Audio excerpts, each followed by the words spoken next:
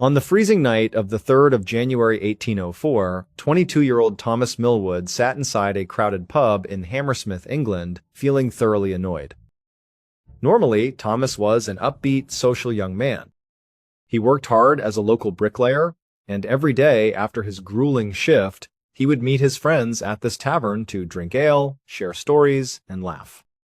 But tonight, everything irritated him. As his friends droned on about the latest drama gripping their town, Thomas snapped. He slammed his pewter beer mug onto the table with a loud crash. The pub went dead silent. Realizing he had overreacted, Thomas muttered an embarrassed apology, grabbed his coat, and walked toward the exit.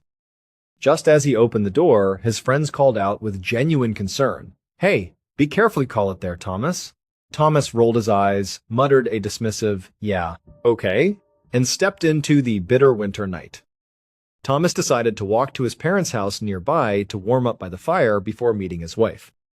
She worked late hours at a local estate, and Thomas always escorted her home safely. As he turned on to Black Lion Lane, the streets were entirely deserted. This was unusual for Hammersmith, a bustling town of 45,000 residents just outside London. Lately, however, a suffocating fear had settled over the community. For 2 months, a string of bizarre sightings and violent late-night attacks had left residents terrified to step outside after dark. Thomas thought the panic was absolute nonsense. He had done his best to ignore the gossip, but escaping it was becoming impossible. As he rounded a dark corner, he nearly collided with 2 men walking in the opposite direction. Startled, Thomas opened his mouth to speak, but one of the men shrieked, "Get back!" One man brandished a heavy wooden club, while the other gripped a pistol in his waistband. Thomas immediately threw his hands up to show he was not a threat. Relaxing their stance, the man with the club warned, "It's dangerous to be out here alone. You shouldn't be out by yourself." Before Thomas could reply, they hurried past him into the shadows. Thomas shook his head, thoroughly annoyed by the encounter. Reaching his parents' house, he found the front door securely bolted. He knocked loudly, and a moment later his sister Anne approached from the other side. "Who's there?" she called out anxiously. "It's me, Anne," Thomas replied. "Step back from the door so I can see you through the peephole," she insisted. Thomas groaned, but complied. Once Anne verified his identity, she unlocked the door, pulled him inside, and immediately locked it behind him. Her very first question was, "Well, did you see it?" Thomas instantly regretted coming. It didn't matter where you went in Hammersmith, everyone was obsessed with the attacks. The townspeople were absolutely convinced that a malevolent ghost was haunting them. The hysteria had begun 2 months earlier when a white figure was spotted in the church cemetery. It was soon discovered that the figure was just the butcher's son dressing up in women's clothing as a prank. But the panic didn't stop. A week later, a chimney sweep claimed he saw a phantom vanish into the graveyard dirt. Then, the physical attacks began. A pregnant woman was choked by a pale figure before escaping. A carriage driver was confronted by a creature with horns, causing him to abandon his horses and passengers. By late December, terror gripped the entire town. Thomas tried to convince his family that a ghost couldn't physically choke people, it had to be a human prankster using the rumors as a cover. But logic failed when a heavily pregnant woman died following an assault. She claimed a figure in a white robe and a pointed hat rose from the ground and grabbed her. She fainted from terror and died shortly after being found by neighbors. Following her death, the town offered a massive financial reward to anyone who could capture or kill the Hammersmith ghost. Citizens formed armed vigilante groups, completely consumed by panic. Inside his parents' home, Thomas sat by the fire, drifting off to sleep. Looking at the frost on the window, he dreaded going back into the freezing cold. He suggested to Anne that he might just sleep on the floor and let his wife walk home alone. Anne exploded. "Are you out of your mind?" she shouted. "She will be the next victim of the ghost. Get out there and protect your wife." Thomas groaned, grabbed his jacket, and stepped back into the night. His frustration boiled over. He decided that if he ran into this ghost, he would sprint straight at him and beat him up to prove to the entire town that it was just a man. Marching briskly down Black Lion Lane, Thomas noticed a massive bush on the sidewalk. He stopped and squinted. Behind the branches, a dark figure was crouched low, trying to hide. Thomas's heart raced with adrenaline. This is the prankster, he thought. Without hesitation, Thomas balled his hands into fists and launched into a full sprint toward the bush. At that exact moment, Anne was looking out her window and heard a loud, agonizing male scream. Terrified that her brother was being attacked, she bolted outside. Minutes later, a large posse of men burst out of the pub Thomas had left earlier. They were led by Francis Smith, the town's mild-mannered tax collector. Francis looked completely unhinged, out of breath, and terrified. He led the armed men down Black Lion Lane, where they suddenly froze. Lying in the dirt road was a motionless body. Crouched over the corpse was a dark, shadowy figure. As the posse approached, the figure whipped its head around and let out a blood-curdling shriek of grief. The night watchman rushed forward, tackling the dark figure to the ground. The rest of the men ran to the body, assuming they had found the ghost's latest victim. They were tragically wrong. The person hiding behind the bush had been Francis Smith. He wasn't the ghost, he was a terrified citizen waiting to ambush the spirit for the reward. The tragedy came down to Thomas's clothing. As a bricklayer, Thomas wore his work uniform, stark white linen trousers, a white jacket, and a white apron. To Francis, crouching in the dark and primed to see a phantom, a figure in all white charging at him out of the shadows, was a nightmare. Panicking, Francis raised his shotgun and fired. The blast hit Thomas squarely in the face, killing him instantly. The monstrous dark figure cradling Thomas's body was just his sister Anne, wearing a dark shawl, weeping over her dead brother. The tragedy shocked England. On the 11th of January 1804, Francis Smith was tried for murder. The jury, knowing he acted out of genuine terror, tried to find him guilty of manslaughter. However, the judge ruled that mistake of fact was no defense for murder. Smith was sentenced to hang. Recognizing the lack of malice, King George III intervened 5 weeks later, commuting Smith's sentence to just 1 year of hard labor. Soon after, the town's shoemaker confessed to being the true Hammersmith ghost.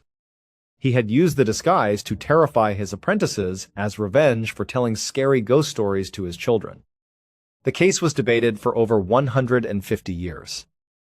Ultimately, the tragic death of Thomas Millwood led to modern self-defense laws, establishing that a person is legally permitted to use force if they honestly and reasonably believe they are in imminent danger, even if they are completely mistaken. On the freezing night of the 3rd of January 1804, a 22-year-old man named Thomas Millwood sat inside a crowded neighborhood pub in Hammersmith, England, feeling completely and utterly annoyed. Under normal circumstances, Thomas was a remarkably upbeat, cheerful, and highly social person. He worked hard as a local bricklayer, and basically every single day after his grueling physical shift ended, he would head straight to this local tavern to meet up with his closest friends. Together, they would have some drinks, share rowdy stories, and laugh away the exhaustion of the day. It was their daily ritual, and it was always a great time. But tonight, it was like everything under the sun annoyed Thomas. He found himself especially irritated by his friends. As they droned on and on, obsessing over the current drama going on in their small town, Thomas felt a hot surge of impatience rising in his chest. He finally just had enough. Before he could stop himself, he stood up abruptly and slammed his heavy pewter beer mug down onto the wooden table with a resounding crash. Right away, Thomas knew he had severely overdone it. The moment the mug struck the wood, the entire pub went deadly silent. The chatter died, his friends all stopped talking mid-sentence, and absolutely everybody in the room turned to look directly at him. Feeling a wave of embarrassment, Thomas kind of muttered a hasty apology and then quickly grabbed his heavy winter coat. He stood up and just began walking toward the exit, desperately wanting to leave the pub. The tavern remained totally silent as he walked across the floor. Then, right as he was about to step out the door and into the street, his friends finally broke the tense silence. They called out to him, their voices laced with genuine anxiety, and said, "Hey, be careful out there." Thomas didn't turn around to look back. He just rolled his eyes, muttered a dismissive, "Yeah, okay," and then he went outside into the bitter, biting cold. Thomas decided he would walk over to his parents' house, which was located not very far away. His plan was simple. He would just sit by their fireplace and warm up for a little bit before he had to go back out later that night to meet up with his wife. His wife worked incredibly long hours at a local estate, and she often worked quite late into the night. Whenever she worked late, Thomas made it a strict rule to walk to her workplace, meet her when her shift ended, and personally escort her back home to ensure she was safe. That was exactly what he was planning on doing tonight, but he had some time to kill beforehand. As Thomas began walking briskly down Black Lion Lane, he noticed that, per usual, he was basically one of the only people outside. Hammersmith used to be a very friendly, lively, and bustling place. It was home to roughly 45,000 residents and was located right on the prosperous outskirts of London. In fact, it was so beautiful that lots of rich people liked to go there just to vacation. But recently, the entire atmosphere of the town had completely changed. There had been a string of increasingly bizarre late-night sightings and violent encounters or attacks, as the frantic townspeople were calling them. This ongoing phenomenon had all the residents completely on edge, to the agonizing point where people were flat out refusing to go outside after the sun went down. Now, Thomas thought the entire situation was totally ridiculous. In his mind, people were completely overreacting to shadows and rumors. Because of this, he had been doing his absolute best to ignore the endless drama going on in town, but it was getting harder and harder to do that. As Thomas rounded a dark corner on the lane, the reality of the town's panic smacked him right in the face. He nearly walked directly into two men who were walking the opposite direction. When Thomas looked up to apologize for almost colliding with them, one of the men shrieked in absolute terror, "Get back!" Thomas blinked in shock. In the dim light, he saw that the man who shouted was holding a heavy wooden club tightly in his hand, raising it defensively. The other guy had a loaded pistol tucked into his waist, and his hand was clamped firmly onto the pistol grip, ready to draw and fire. Thomas instinctively threw both of his hands up into the air to show he was completely unarmed and was not a threat. At that point, seeing that he was just a regular young man, the first man slowly lowered his club, and the other guy took his hand off his pistol grip. One of them looked at Thomas, his voice trembling, and said, "Hey, it's dangerous to be out here alone."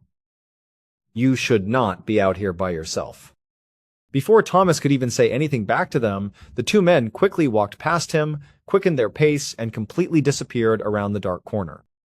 By now, Thomas was only a few houses away from his parents' home. He just kind of brushed off the unsettling incident, speed-walked the rest of the way, and mentally cursed the two men under his breath for their ridiculous, paranoid warning about how dangerous it was out here. A minute later, Thomas arrived at his parents' house. He walked up to the front door, expecting it to be open, because normally his parents kept the door unlocked for family. But when he tried the knob tonight, it was firmly locked. He knocked loudly. A second later, he heard the cautious footsteps of his sister Anne coming toward the door inside the house.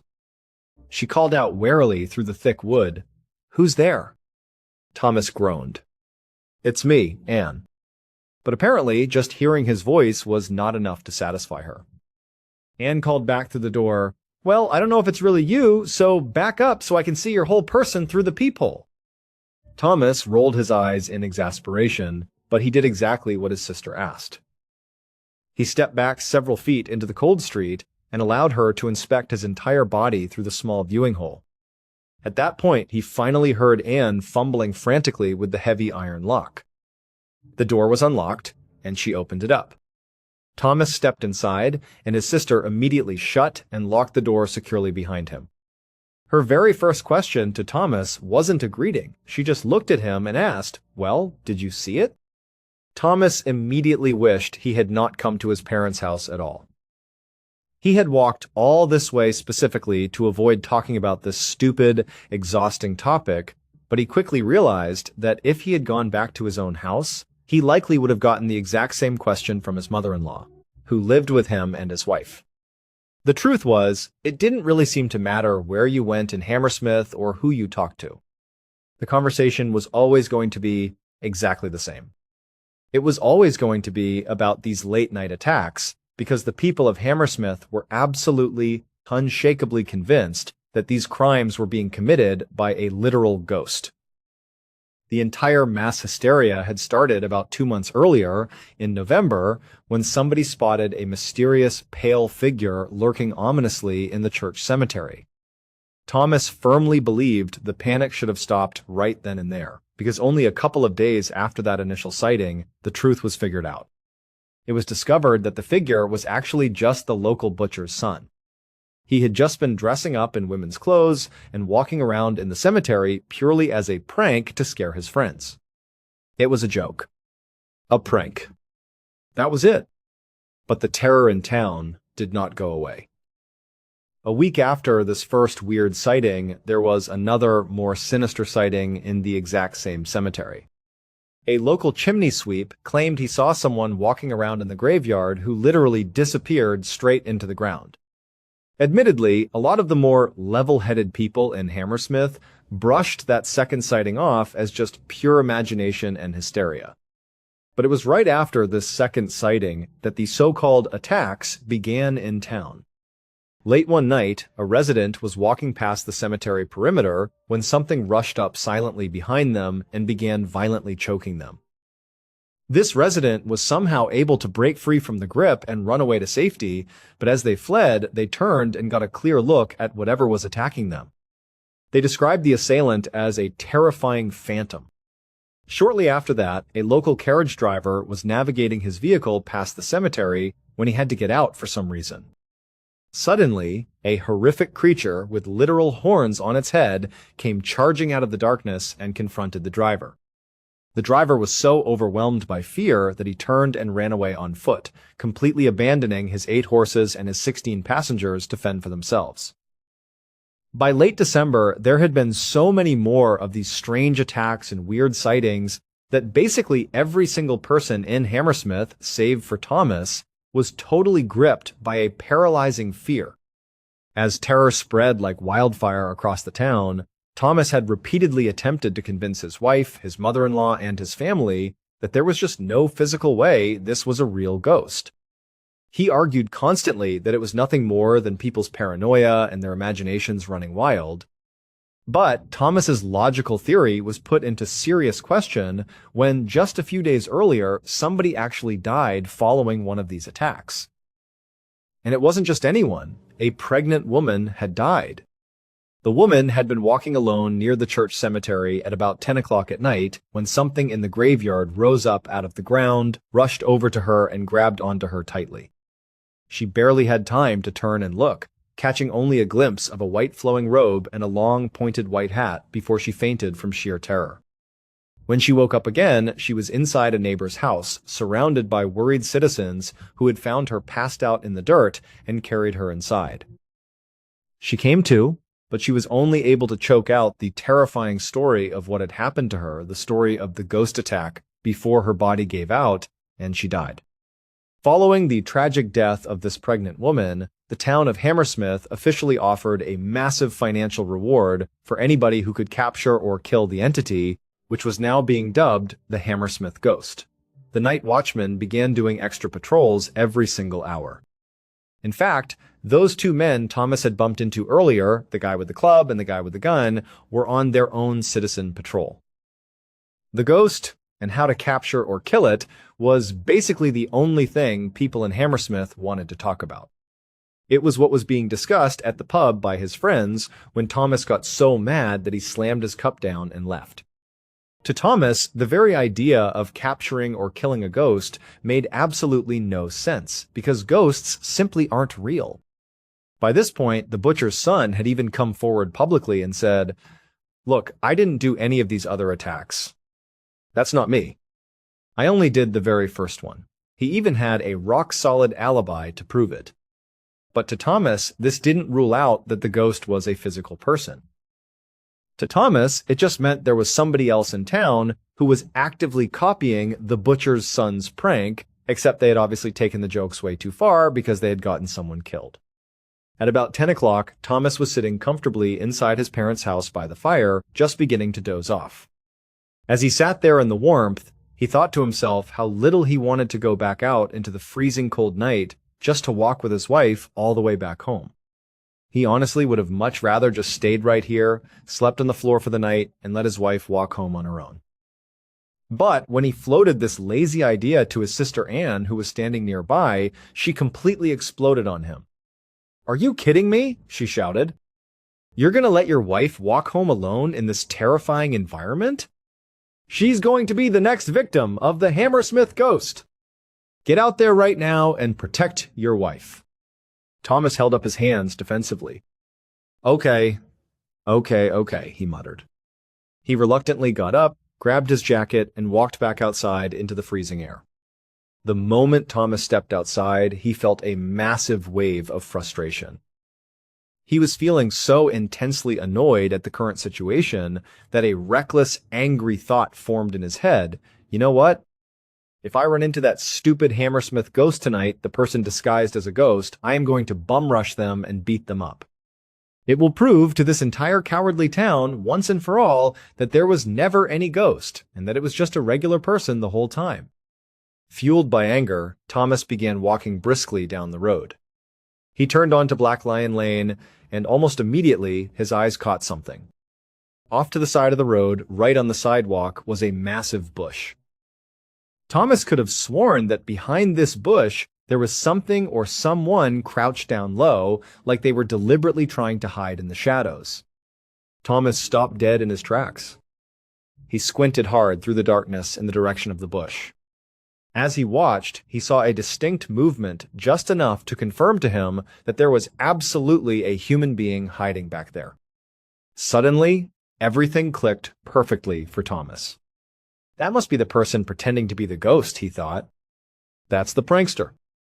That's the murderer. There they are.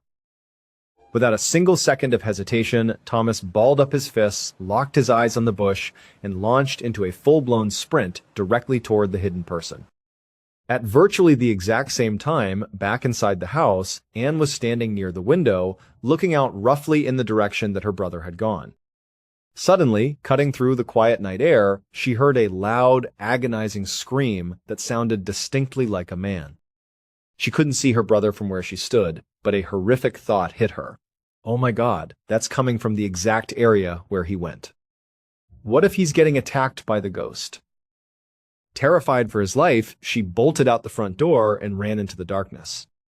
Just a couple of minutes after that, a massive, rowdy posse of men came tumbling out of the very pub where Thomas had been drinking earlier that night. They came stumbling out into the cold, but they were not being led by the night watchman, even though a watchman was present in the crowd. Instead, they were being led by the town's mild-mannered tax collector, a man named Francis Smith. Francis looked completely disheveled, entirely out of breath, and frantic. He did not look at all like the type of guy who would be leading a big angry posse, but here he was. He led the men down the road at a full run, and they turned the corner onto Black Lion Lane. The moment the posse looked down the lane, they stopped dead in their tracks.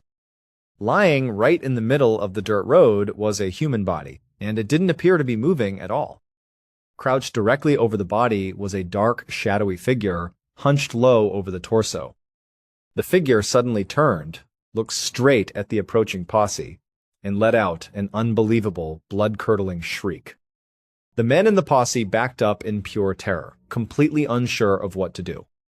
But the night watchman suddenly broke ranks. He began sprinting directly at the creature that was perched over the body.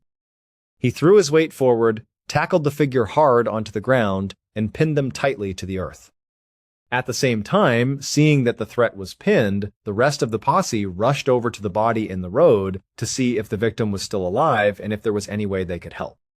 But unfortunately, the moment they looked down at the body, they could tell the person was already dead. The posse genuinely believed they had just discovered the latest tragic victim of the Hammersmith ghost, and that they had successfully captured the ghost itself, the black creature the watchman had tackled onto the ground. But they were completely wrong. When Thomas had rounded the corner onto Black Lion Lane and looked into that bush, the figure moving around really was a living human being. It was Francis Smith, the tax collector. However, Francis was not hiding behind that bush because he was pretending to be the Hammersmith ghost, which was what Thomas had assumed when he charged him. Instead, Francis was hiding behind that bush because he was actively laying in wait for the ghost.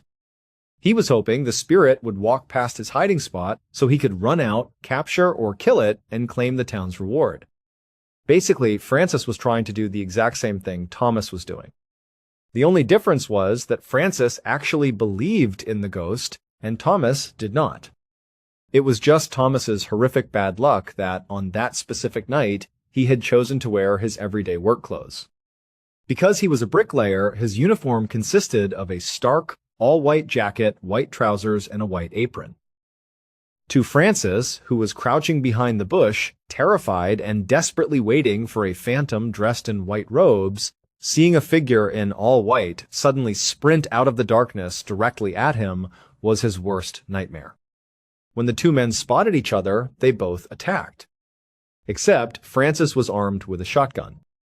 As Thomas ran up to the bush to punch him in the face, Francis panicked, raised his gun, and pulled the trigger. The blast hit Thomas directly in the face and throat, killing him instantly. But even after shooting him, Francis had absolutely no idea he had just killed a real person. He was so incredibly jacked up on adrenaline and terror that he thought he had shot the actual ghost, but he was too afraid to check the body alone. He ran straight to the pub, gathered the posse, and said, "Hey, I got the ghost!" "Come on!" When they all ran back to Black Lion Lane, Thomas's sister Anne had already made it to the scene. She was the creature crouched over the body, screaming out of pure, unadulterated grief. She had just found her dead brother and was reacting to the horror when the watchman mistakenly tackled her to the ground. Luckily, the posse quickly realized their mistake, and Anne was not harmed. On the 11th of January, 1804, Francis Smith was found guilty of murder and sentenced to death. However, recognizing the total lack of malice and the genuine element of terror involved, the King of England intervened 5 weeks later, pardoning Francis and shortening his sentence to just 1 year of hard labor. The true identity of the subsequent Hammersmith ghost attacks was later revealed to be the town's shoemaker, who confessed to the crimes out of guilt following Thomas's murder. He admitted he only did it to terrify his apprentices as revenge because they had scared his own children with ghost stories. The legal fallout of the Hammersmith ghost incident was fiercely debated in courts for more than 150 years. Ultimately, this bizarre tragedy led to a foundational, modern-day legal ruling which states that a person is legally allowed to use force in self-defense if they truly and reasonably believe they are in imminent danger, even if they are completely mistaken about the danger they actually face. Thank you so much for watching. Let me know what you thought of today's episode in the comments. And remember, we have a whole playlist of true crime episodes ready for you to binge right now. Until next time. See ya. In the brisk chill of early 1986, the campus of the University of Missouri was filled with the anxious, excited energy of graduating seniors. Among them walked William, a 22-year-old young man who, on paper, had a perfectly mapped-out future. He was a journalism major, just a few months away from earning his degree from one of the most prestigious journalism schools in the country. A degree from this institution was a golden ticket to a stable career, but William was deeply unhappy. He realized he had absolutely no passion for news reporting, and the thought of spending his life in a traditional newsroom left him feeling empty. His true passion lay in Hollywood movies.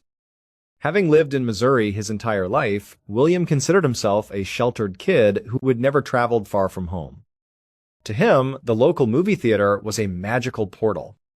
It transported him to exotic lands, introduced him to fascinating characters, and showed him a world far bigger than his Midwestern surroundings. As graduation loomed, William faced a stark truth. If he didn't make a move now, he would spend his life living someone else's dream. Weeks before receiving his degree, he shocked everyone by dropping out of college, packing his bags into a beat-up car, and driving straight to Los Angeles to become an actor. When he arrived in Hollywood, his naive optimism was instantly met with a harsh reality. William quickly discovered that the streets of Los Angeles were overflowing with thousands of young, attractive, and ambitious people who shared his exact dream. The competition was brutal, with hundreds of actors lining up for even the smallest roles. However, his Midwestern work ethic kept him going. He found a talent agent and began auditioning constantly, willing to take any part, whether it was a low-budget horror film or a simple commercial, just to get in front of a camera. Yet, the industry remained indifferent, and he faced rejection after rejection. While he had the mental strength to handle the rejection, he could not escape his financial reality. Los Angeles was expensive, and his savings were rapidly disappearing. Because he needed to keep his daytime hours open for sudden auditions, he could only take side gigs that operated late at night or early in the morning. Since the city's struggling actors had already taken all the decent part-time jobs, William was left with the bottom-of-the-barrel work that nobody else wanted. To survive, he took two incredibly bizarre jobs. During the day, he worked for a fast food restaurant called El Pollo Loco. His job was to wear a massive, suffocatingly hot yellow chicken suit, stand out on the scorching pavement of Sunset Boulevard, and wave at traffic to lure in customers. It was exhausting and humiliating work. When the sun went down, he transitioned to his night job as a limousine driver for a group of exotic dancers who performed at private bachelor parties. He wasn't just a driver. He also had to enter the venues to act as their bodyguard, manage the music as a mobile DJ, and eventually clean up the cash and scattered clothing left behind before driving the exhausted dancers home at dawn. Initially, William accepted this chaotic life as a temporary rite of passage. But as the months dragged on, the struggling artist romanticism faded. The big break wasn't happening, and the low pay forced him to work grueling hours just to survive, leaving him little time to rehearse or rest. Caught in a miserable cycle of exhaustion and constant rejection, he reached a breaking point. William decided to quit the limousine job, keep the chicken suit gig for stability, and give himself one final, concentrated push. If things didn't change soon, he would pack up his car and move back to Missouri. On his final night driving the limousine, William struck up a conversation with one of the dancers. Like him, she was an aspiring actress using stripping to fund her dream. When William explained that he was simply going to as many open auditions as possible, she told him he was doing it wrong. She recommended a highly exclusive, prestigious acting class in the city where top talent scouts frequently went to look for new faces. She urged him to stop just auditioning and start training. Though William initially dismissed the idea, thinking he didn't have time for theory, he looked at his long streak of failures and decided he had nothing to lose. He agreed to attend just one session. A few days later, William walked into the acting studio. The instructor began pairing students up randomly to perform scenes live in front of the class. When William's name was called, he was paired with another young actor. However, the stakes for this particular scene were incredibly high. The other actor had invited major Hollywood talent agents to this specific class to watch him perform, hoping to get signed. William understood that he was only there to play a supporting role and read lines so his classmate could shine. He felt no pressure and was content to just help out. The two actors stepped onto the stage under the spotlight. The other actor delivered his lines exactly as rehearsed. But when it was William's turn to respond, something inside him shifted. All the months of frustration, the humiliation of the chicken suit, the late nights in the limousine, and the pain of 100 rejections broke through his quiet exterior. He didn't just read the script, he completely lived it. William's performance was electric. He delivered his lines with a raw, magnetic vulnerability and an emotional intensity that completely captivated the room. The spotlight instantly shifted. William didn't just support his partner, he completely overshadowed him. He brought a rare, natural charisma to the stage that commanded absolute attention. When the scene ended, the room was dead silent before bursting into thunderous applause. The talent agents ignored the actor they had originally come to see, walked straight up to William, and signed him on the spot. Word quickly spread through Hollywood about the incredibly talented unknown actor from Missouri who had stolen the spotlight in a high-stakes showcase. The momentum was unstoppable. William took off the chicken suit for good and never had to drive a limousine again. He began booking roles left and right, quickly rising from small parts to leading roles in massive global blockbusters. Today, the world no longer calls him William. Instead, he is known globally by his middle name, an international cinema icon, Academy Award winner, and one of the most celebrated movie stars to ever live, Brad Pitt. And the early fragile days of April 1945. The small town of Velp in the German-occupied Netherlands was locked in a state of suspended animation. The air was heavy, with the smell of smoke, damp earth, and the unmistakable, lingering scent of fear. Inside the cramped, shadow-filled basement of a modest brick house belonging to her aunt, a 15-year-old girl named Ada lay curled on a makeshift pile of faded wool blankets. Her stomach did not just rumble. It burned with a deep, gnawing agony that felt as though her body was slowly consuming itself from the inside out. Ada felt a profound, heavy weakness in her limbs, a lethargy so absolute that even shifting her weight across the floor required a monumental effort of will. She was quite literally standing on the precipice of starvation. At 5 feet 6 inches tall, a height that should have belonged to a developing, energetic young woman, Ada's weight had plummeted to a terrifying 88 pounds. Her collarbones protruded like sharp ridges beneath her threadbare clothes, her skin was a translucent, sickly gray, and her eyes were sunken deep into her skull. She could no longer walk. She could no longer stand. When she tried to look at her mother, who sat silently in the dim light nearby, Ada found she could barely summon the strength to articulate basic words. Her voice had degraded to a dry, raspy whisper. To anyone looking at her, the reality was brutally clear. Without a miracle, the young girl was within a few days, perhaps even hours, of dying. The tragedy of the situation was compounded by the fact that she was not alone in her suffering. Surrounding her in the damp basement were her mother, her aunt, and a desperate group of refugees whom her family had bravely taken in. They sat shoulder to shoulder in the dark, their faces hollow, their own bodies wasting away. They watched Etta fade with breaking hearts, yet there was absolutely nothing they could do. There was no secret stash of bread, no hidden sack of potatoes, and no medicine to soothe her failing organs. The entire household, like millions of others across the Netherlands, had run out of food weeks ago. To make this nightmare even more unbearable, the basement was not just a shelter from hunger, it was a prison. Ada, her family, and the refugees had been completely trapped beneath the floorboards for months. Stepping outside into the daylight was not an option. It was an automatic death sentence. Outside, the closing chapters of World War II were raging across the Dutch countryside with apocalyptic fury. The town of Velp had become a chaotic battleground as the retreating Nazi forces clashed with the advancing Allied armies. Day and night, the ground above the basement trembled. Artillery shells screamed through the air, bombs shattered nearby homes into rivers of brick and dust, and the sharp, rhythmic crackle of machine gun fire echoed down the streets. To venture out in search of a stray turnip or a cup of clean water meant risking a stray bullet or being obliterated by falling debris. They were entirely cornered, caught between the invisible specter of starvation inside and the violent inferno outside.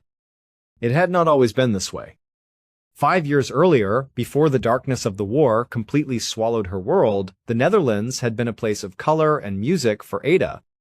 When the Nazi regime first invaded and occupied her homeland in 1940, she had been a vibrant, joyful 11-year-old girl.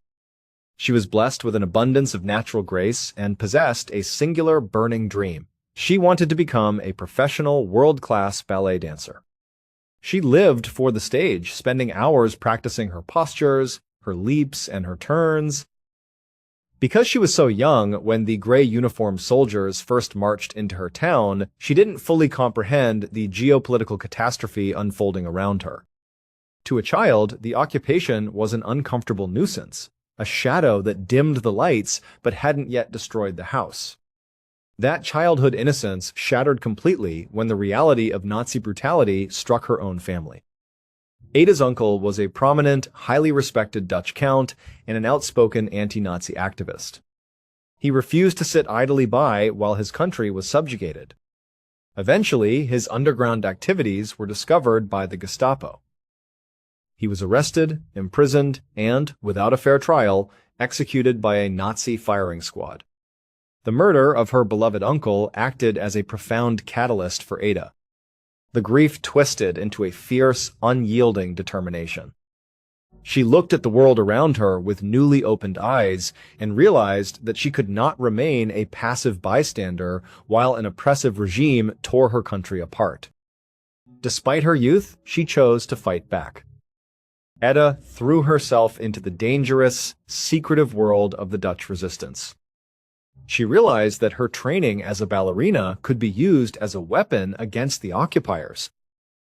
She began performing in covert underground ballet recitals held in darkened basements and hidden rooms across the region. These events, known as blackout performances, were strictly illegal. The audiences sat in absolute silence, never clapping for fear of alerting the German patrols patrolling the streets outside. The money raised from these hushed recitals was funneled directly into the resistance movement to forge documents, buy supplies, and finance underground operations. But Ada did not stop at dancing. Her innocent, youthful appearance made her the perfect courier. She routinely volunteered to smuggle illegal resistance newspapers, tightly folding the forbidden print and hiding it inside her ballet slippers or the linings of her coats. She rode her bicycle across town, navigating past German checkpoints with a calm, smiling demeanor that masked a racing heart. She knew that if a single soldier decided to search her bags, she would be executed on the spot. As the war intensified, her defiance grew.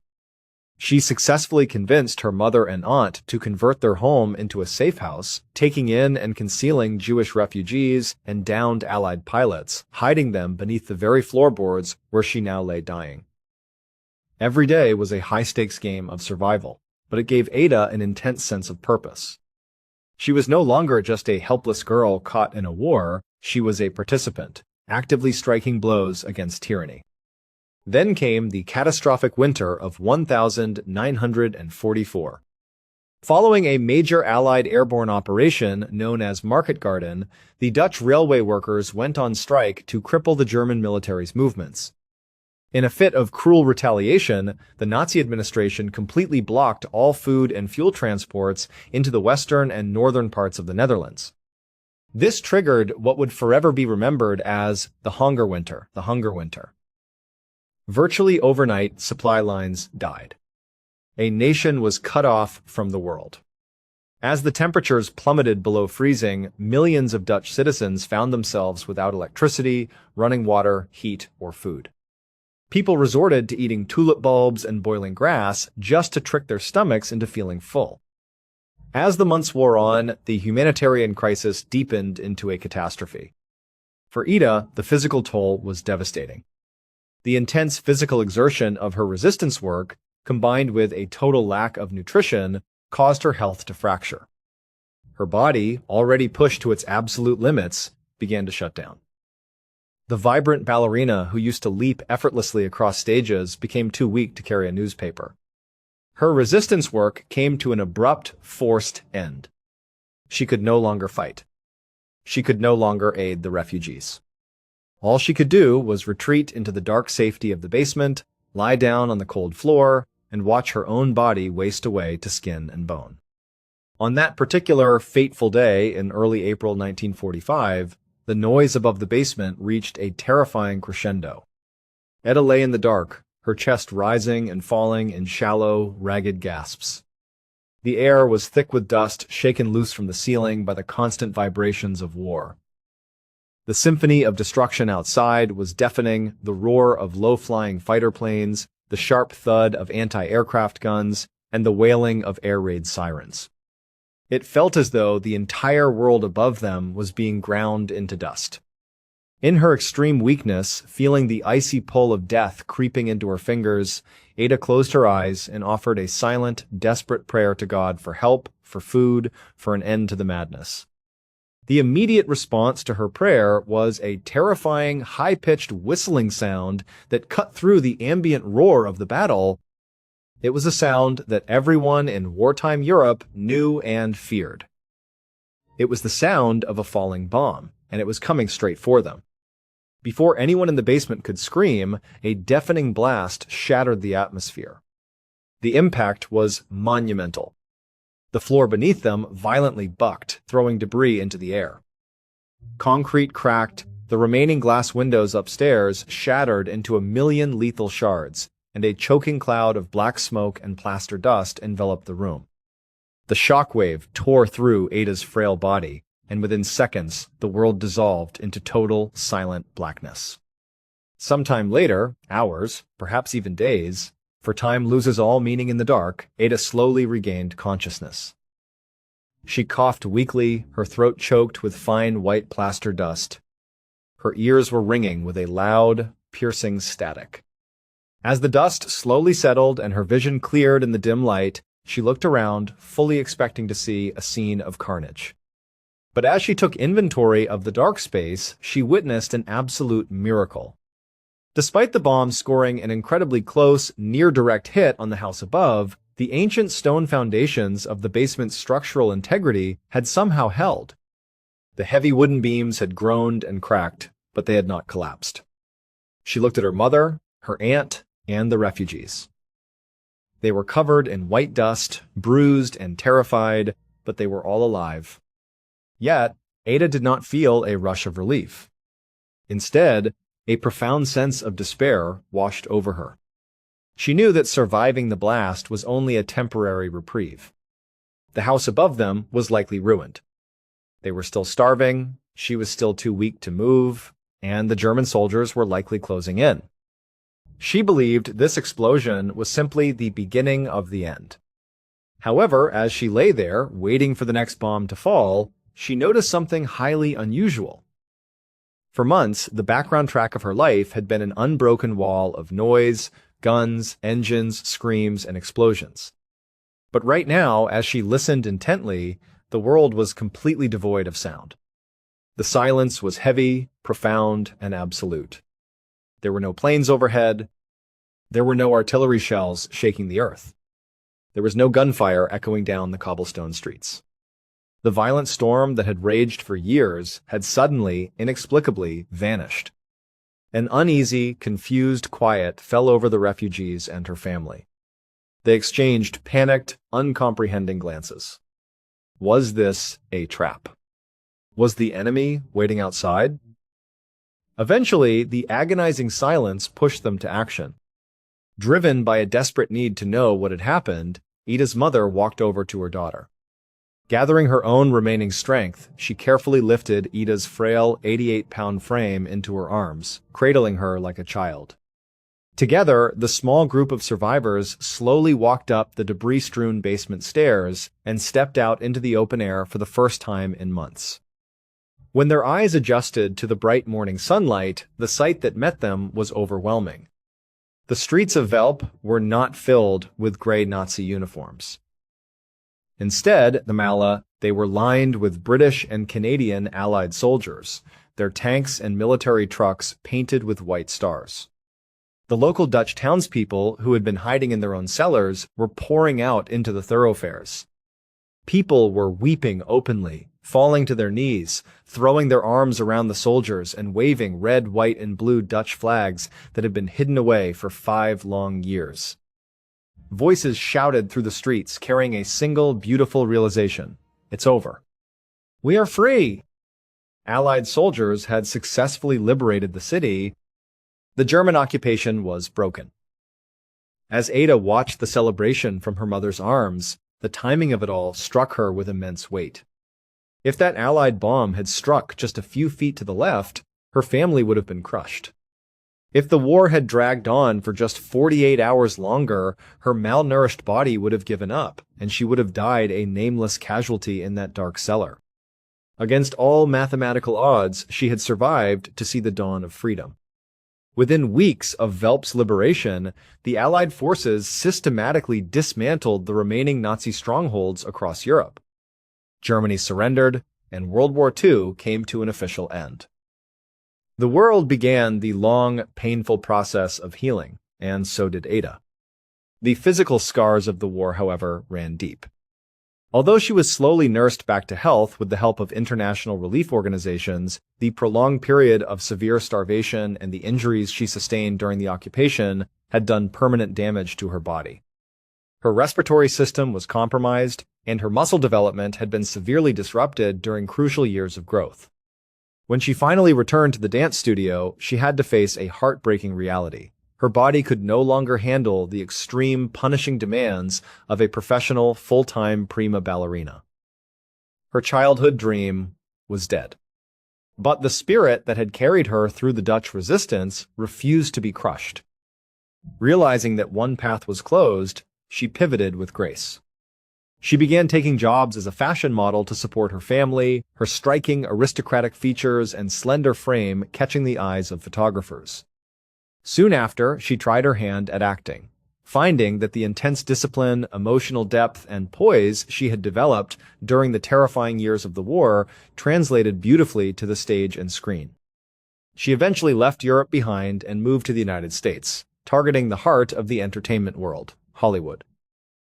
In 1953, a mere 8 years after she had been a starving, skeletal 15-year-old girl waiting for death in a dusty Dutch basement, she was cast as the lead actress in a romantic comedy called Roman Holiday.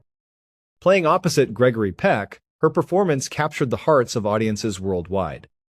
She exuded a rare, luminous charm, a quiet strength, and an unmistakable elegance that set her completely apart from the typical Hollywood stars of the era. The film was a triumph, and for her very first major role, she won the Academy Award for Best Actress. The horrors of World War II had taken an immense toll on her life. It had stolen her uncle, threatened her family, and destroyed her ultimate dream of ballet. Yet, the brutal crucible of the war had also gifted her with a profound empathy, an unbreakable resilience, and a deep appreciation for the fragility of human life. These qualities not only made her one of the most successful, iconic, and revered actresses in the history of cinema, but they also guided her later years, during which she stepped away from the cameras to travel the world as a deeply dedicated UNICEF Goodwill Ambassador, fighting to save starving children in war-torn regions just as she had been saved. When she achieved global fame, she chose to leave her childhood nickname Ada in the past. Instead, the world came to know her by the name that remains synonymous with grace, timeless beauty, and humanitarian devotion, Audrey Hepburn. On a humid morning in the summer of 1889, a 36-year-old surgeon named Dr. William Halstead stood in an operating prep room at the Johns Hopkins Hospital in Baltimore, Maryland. Standing beside him was his 27-year-old head nurse, Caroline Hampton. They were preparing for an upcoming surgery, but before Dr. Halstead would even think about picking up a scalpel, he had to watch Caroline complete a grueling ritual. Caroline stood before a row of porcelain sinks filled with various liquids. First, she scrubbed her hands and forearms with scalding hot water and heavy-duty antibacterial soap. Next, she used harsh brushes and metal files to clean beneath her fingernails. Then came the painful part. She dipped her bare hands directly into a bowl of harsh acid, followed by a 5-minute soak in a highly corrosive chemical solution called mercury bichloride. Dr. Halstead ran a remarkably tight ship, especially when it came to hand hygiene. Today, we know that washing our hands before medical procedures is common sense, but in 1889, it was a radical and highly controversial concept. At the time, germ theory, the idea that microscopic organisms cause diseases and infections, was brand new.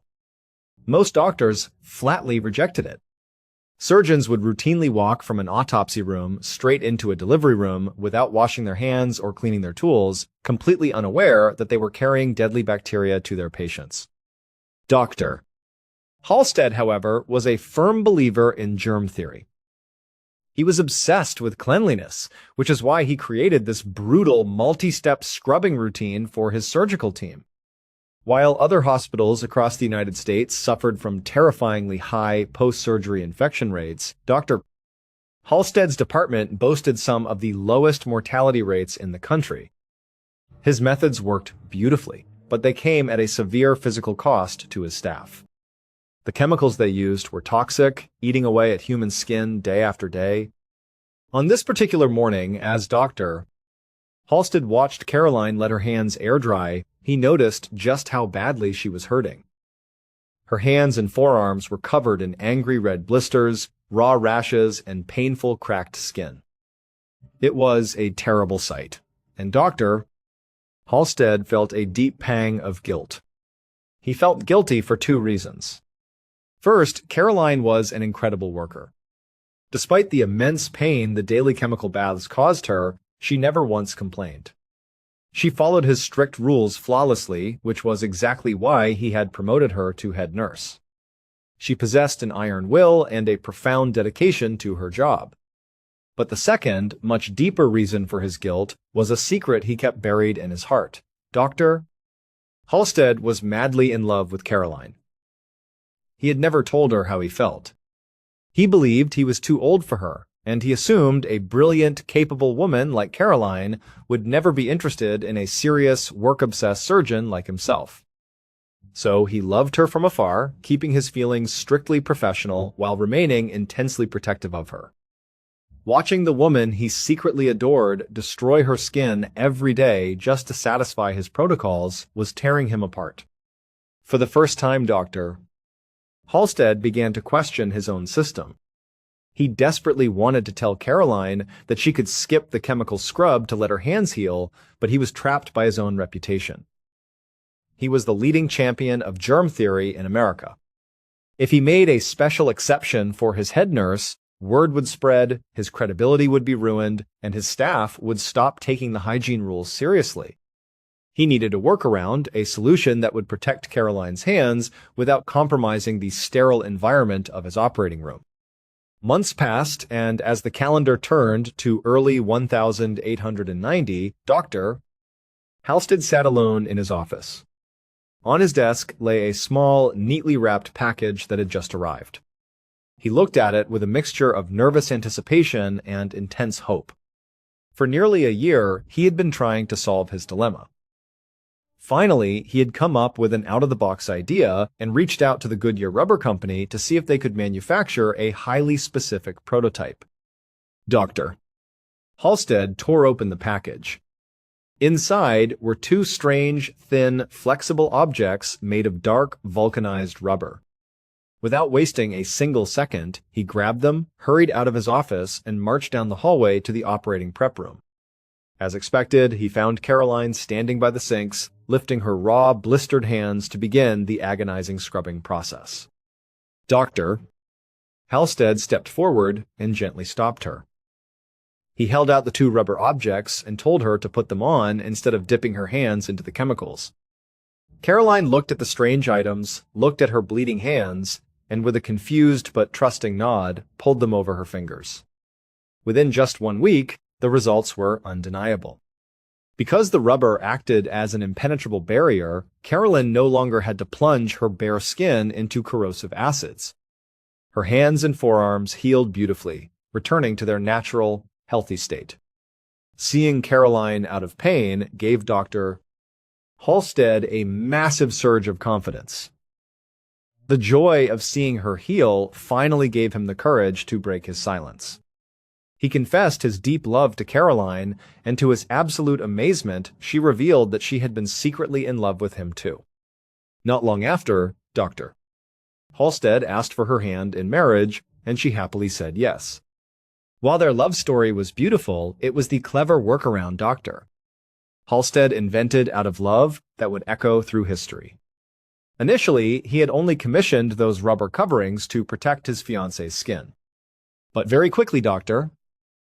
Halstead and the rest of the Johns Hopkins medical team noticed a fascinating side effect. The patients Caroline operated on had even fewer post-surgery infections than before. The medical community realized that these rubber barriers didn't just protect the nurse's skin from chemicals, they also protected the patient from any stray germs remaining on a human hand. Soon, every surgeon, nurse, and doctor across the globe adopted the practice. Because a brilliant doctor fell deeply in love with his head nurse, he inadvertently created one of the most widely used and life-saving medical tools in human history, the world's very first pair of rubber surgical gloves. Thank you so much for watching. Let me know what you thought of today's episode in the comments. And remember, we have a whole playlist of true crime episodes ready for you to binge right now. Until next time, see ya. In June of 2011, I was in the middle of Navy SEAL training, and to be honest, I was not having a good day. We were doing a particularly brutal underwater test that was designed to weed people out, and it was working. One by one, my classmates were failing. The test involved a lot of breath holding and problem solving, all while instructors were actively trying to make you panic. It was a mental game more than anything, and on that day, my mind just wasn't in it. After what felt like an eternity, but was probably only a few minutes, an instructor tapped me out. I had failed.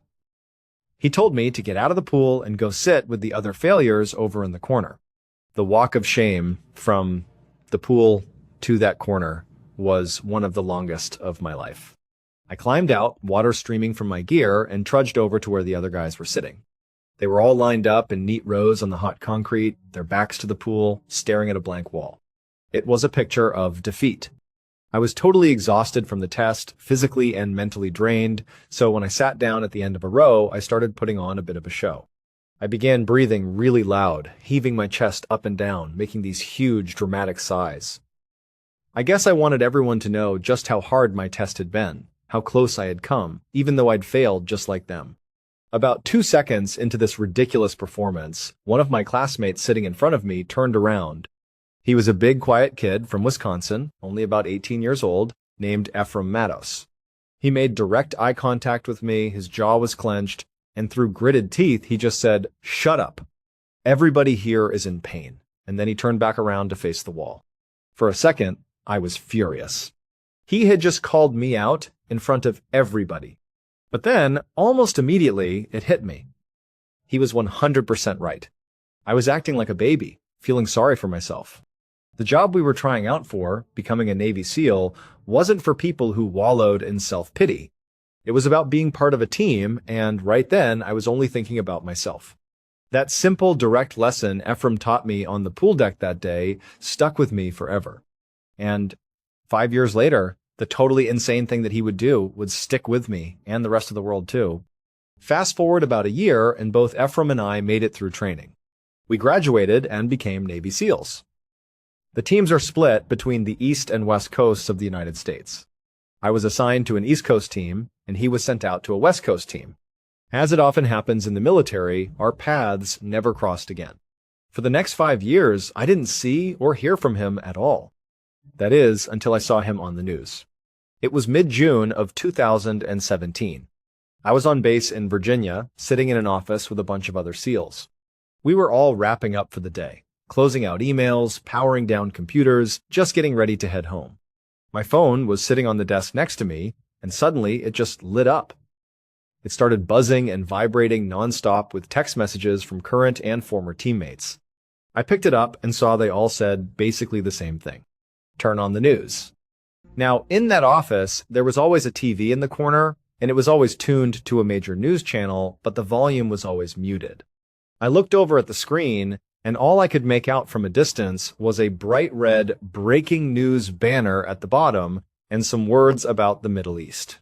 Given our profession, that kind of news usually had a direct impact on our lives. It could mean a canceled vacation or a deployment getting moved up. So I figured all the texts were about whatever was happening over there. I got up, walked over to the TV, grabbed the remote, and started turning the volume up as I walked back to my desk. Everyone else in the room turned their attention to the screen as well. The news anchor started talking about a small group of American civilians. These weren't soldiers, they were just regular citizens who had decided to go to Iraq to take up arms and fight against the terrorist organization ISIS. As the anchor was explaining this, an image popped up on the screen. It was a picture of a big, bearded guy in his mid-20s. He was wearing tactical gear, carrying an AK-47 rifle, and standing behind a tank somewhere in the desert. The second I saw that picture, I knew exactly why my phone had been blowing up. We all knew that guy. The man on the TV was Ephraim Matos. After we had graduated from SEAL training 5 years earlier, Ephraim had checked into his first SEAL team on the West Coast. Very quickly, his team was deployed to Afghanistan. During one of their missions, his patrol was walking across a huge open field after leaving a village they had just cleared. Ephraim was assigned to rear security, which meant his job was to be the last man in the formation and watch their backs, making sure no one was following them or trying to ambush them from behind. So, every few seconds, Ephraim would turn around, scan the area behind the patrol, and then turn back. During one of these scans, he saw something that made his blood run cold. 2 little girls, who couldn't have been more than 5 and 7 years old, were running out of the village, sprinting down the road directly towards his team. Now, earlier that day, while they were in that same village, the team had found a children's backpack just lying in the middle of a road. When they went to inspect it, they discovered it was an IED, a homemade bomb rigged to explode. They had defused it and no one was hurt, but the entire team was now extremely wary of children carrying backpacks. And as Ephraim watched these 2 little girls running towards him, he could see they were both wearing backpacks very similar to the one they had found earlier. They were being used as suicide bombers. Ephraim immediately started screaming at them in the local language. He yelled for them to stop, to go back, telling them not to come any closer or he would have to shoot. But they just kept running. He could see their faces now. Tears were streaming down their cheeks. They looked terrified. They were just innocent kids who had been forced into this by the Taliban. But Ephraim's job was to protect his team, and that meant he had to treat them as a threat. When they wouldn't stop, he had no choice. He raised his rifle, flipped the safety selector from safe to fire, and put his optic right on the center of the older girl's chest. He began to apply slow, steady pressure to the trigger. But right at the last second, just as he was about to fire the shot, the girls just abruptly stopped. It was as if they suddenly understood what was about to happen. They turned around and ran back towards the village as fast as they could. Ephraim took his finger off the trigger, flipped the safety back on, and lowered his rifle. He let out a huge sigh of relief. He hadn't had to shoot 2 little girls. But even though the immediate danger was over, that experience haunted him. Of all the combat he saw on that deployment, of all the firefights and explosions, that moment with those innocent children had the most profound impact on him. He couldn't stop thinking about it. How could anyone be so cruel? How could any human being force a child to become a walking bomb? By the time Ephraim returned to the United States after that deployment, he was a different person. That experience had fundamentally changed him. He still believed in what the U.S. government was trying to do in the Middle East, but he felt like it wasn't enough. He felt a deep personal need to do more for the innocent people, like those 2 little girls who were trapped in the middle of these brutal conflicts.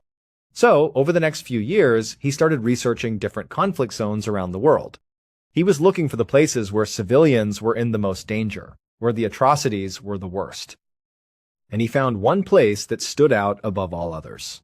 It was Iraq, where a new and unbelievably violent terrorist organization called ISIS had taken control of huge swaths of the country. So, in early 2017, when Ephraim's contract with the Navy was up, he had a choice to make. He could re-enlist and stay in the SEAL teams, or he could get out and become a civilian. He chose to get out. But he didn't go look for a normal job. Instead, he got on social media and started looking for groups that were helping people in Iraq. He found a foreign volunteer group that was providing humanitarian aid to civilians caught in the crossfire. He sent them a message, explained his background, and asked if he could join them. Of course, they were thrilled. The idea of having a former Navy SEAL on their team was a huge asset. They said yes, immediately. Just a couple of days later, Ephraim sold his house, packed a single bag of clothes into a backpack, grabbed his passport, and got on a plane to northern Iraq. He went completely by himself. Now, it's really important to understand just how incredibly bold and dangerous this move was. When Ephraim was a Navy SEAL on active duty in Afghanistan, he had the full might of the United States military behind him. If his team got pinned down by the enemy, they could call in an airstrike from a jet or a gunship that would obliterate the enemy's position. They could call for a quick reaction force, a team of reinforcements that would come and help them fight their way out. If Ephraim or one of his teammates got hurt, they could call for a medevac helicopter. These were specialized medical teams that would fly into almost any situation under heavy fire to rescue them and provide life-saving care. And if, in the worst-case scenario, Ephraim got captured by the enemy, he could be sure that America was coming for him. The entire military and intelligence community would be mobilized to get him back. But now, Ephraim was going to a war zone as a civilian. He wasn't in the U.S. military anymore. He had none of that support. None of it. If his new team of volunteers got pinned down, they had to fight their way out or die. There were no airstrikes to call. If he or one of his teammates got hurt, they would have to save themselves. There was no medevac helicopter coming for them. And if Ephraim got captured by ISIS as a civilian, nobody was coming for him. In fact, nobody would even officially know he was gone. He would just disappear. He was completely, totally on his own. Ephraim knew all of these risks. He knew them better than almost anyone because he had been in a war zone before and had seen how critical that support structure was. But he just didn't care. He felt a calling. He had to go help these innocent people because he felt like nobody else was. When he landed in Iraq in March of 2017, he was met at the airport by a member of the volunteer group. The guy was a very muscular, tattooed American in his mid-30s who introduced himself as Sky. He told Ephraim he had been a Marine and had deployed to Iraq before, so he knew the area well.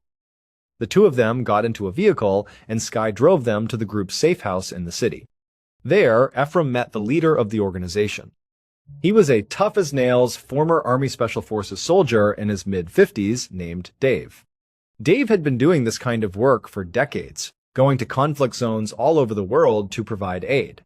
He told Ephraim that of all the places he had ever been, the worst atrocities he had ever seen committed against civilians were happening right there, in Iraq, at the hands of ISIS. A few days later, Ephraim, Sky, Dave, and a few other American volunteers packed up. They loaded into a convoy of armored ambulances and left the city heading west into the countryside. Their destination was the outskirts of a huge city called Mosul, which had been captured by ISIS 3 years earlier and had become their stronghold. The journey was tense. To get to Mosul, they had to pass through a number of military checkpoints. Most of these were run by their allies, the Iraqi army. But they all knew that at any moment they could round a corner and stumble upon a checkpoint run by ISIS. As pale-skinned Americans, they would be instantly identified as the enemy and would be in a fight for their lives. So every time their convoy slowed down for a checkpoint, Ephraim and the others would grip their rifles tightly, their knuckles white, mentally preparing for a sudden, vicious, close-quarters gunfight.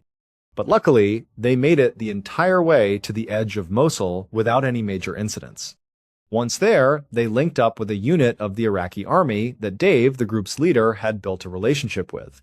For the first month Ephraim was in the country, his work was what he had expected.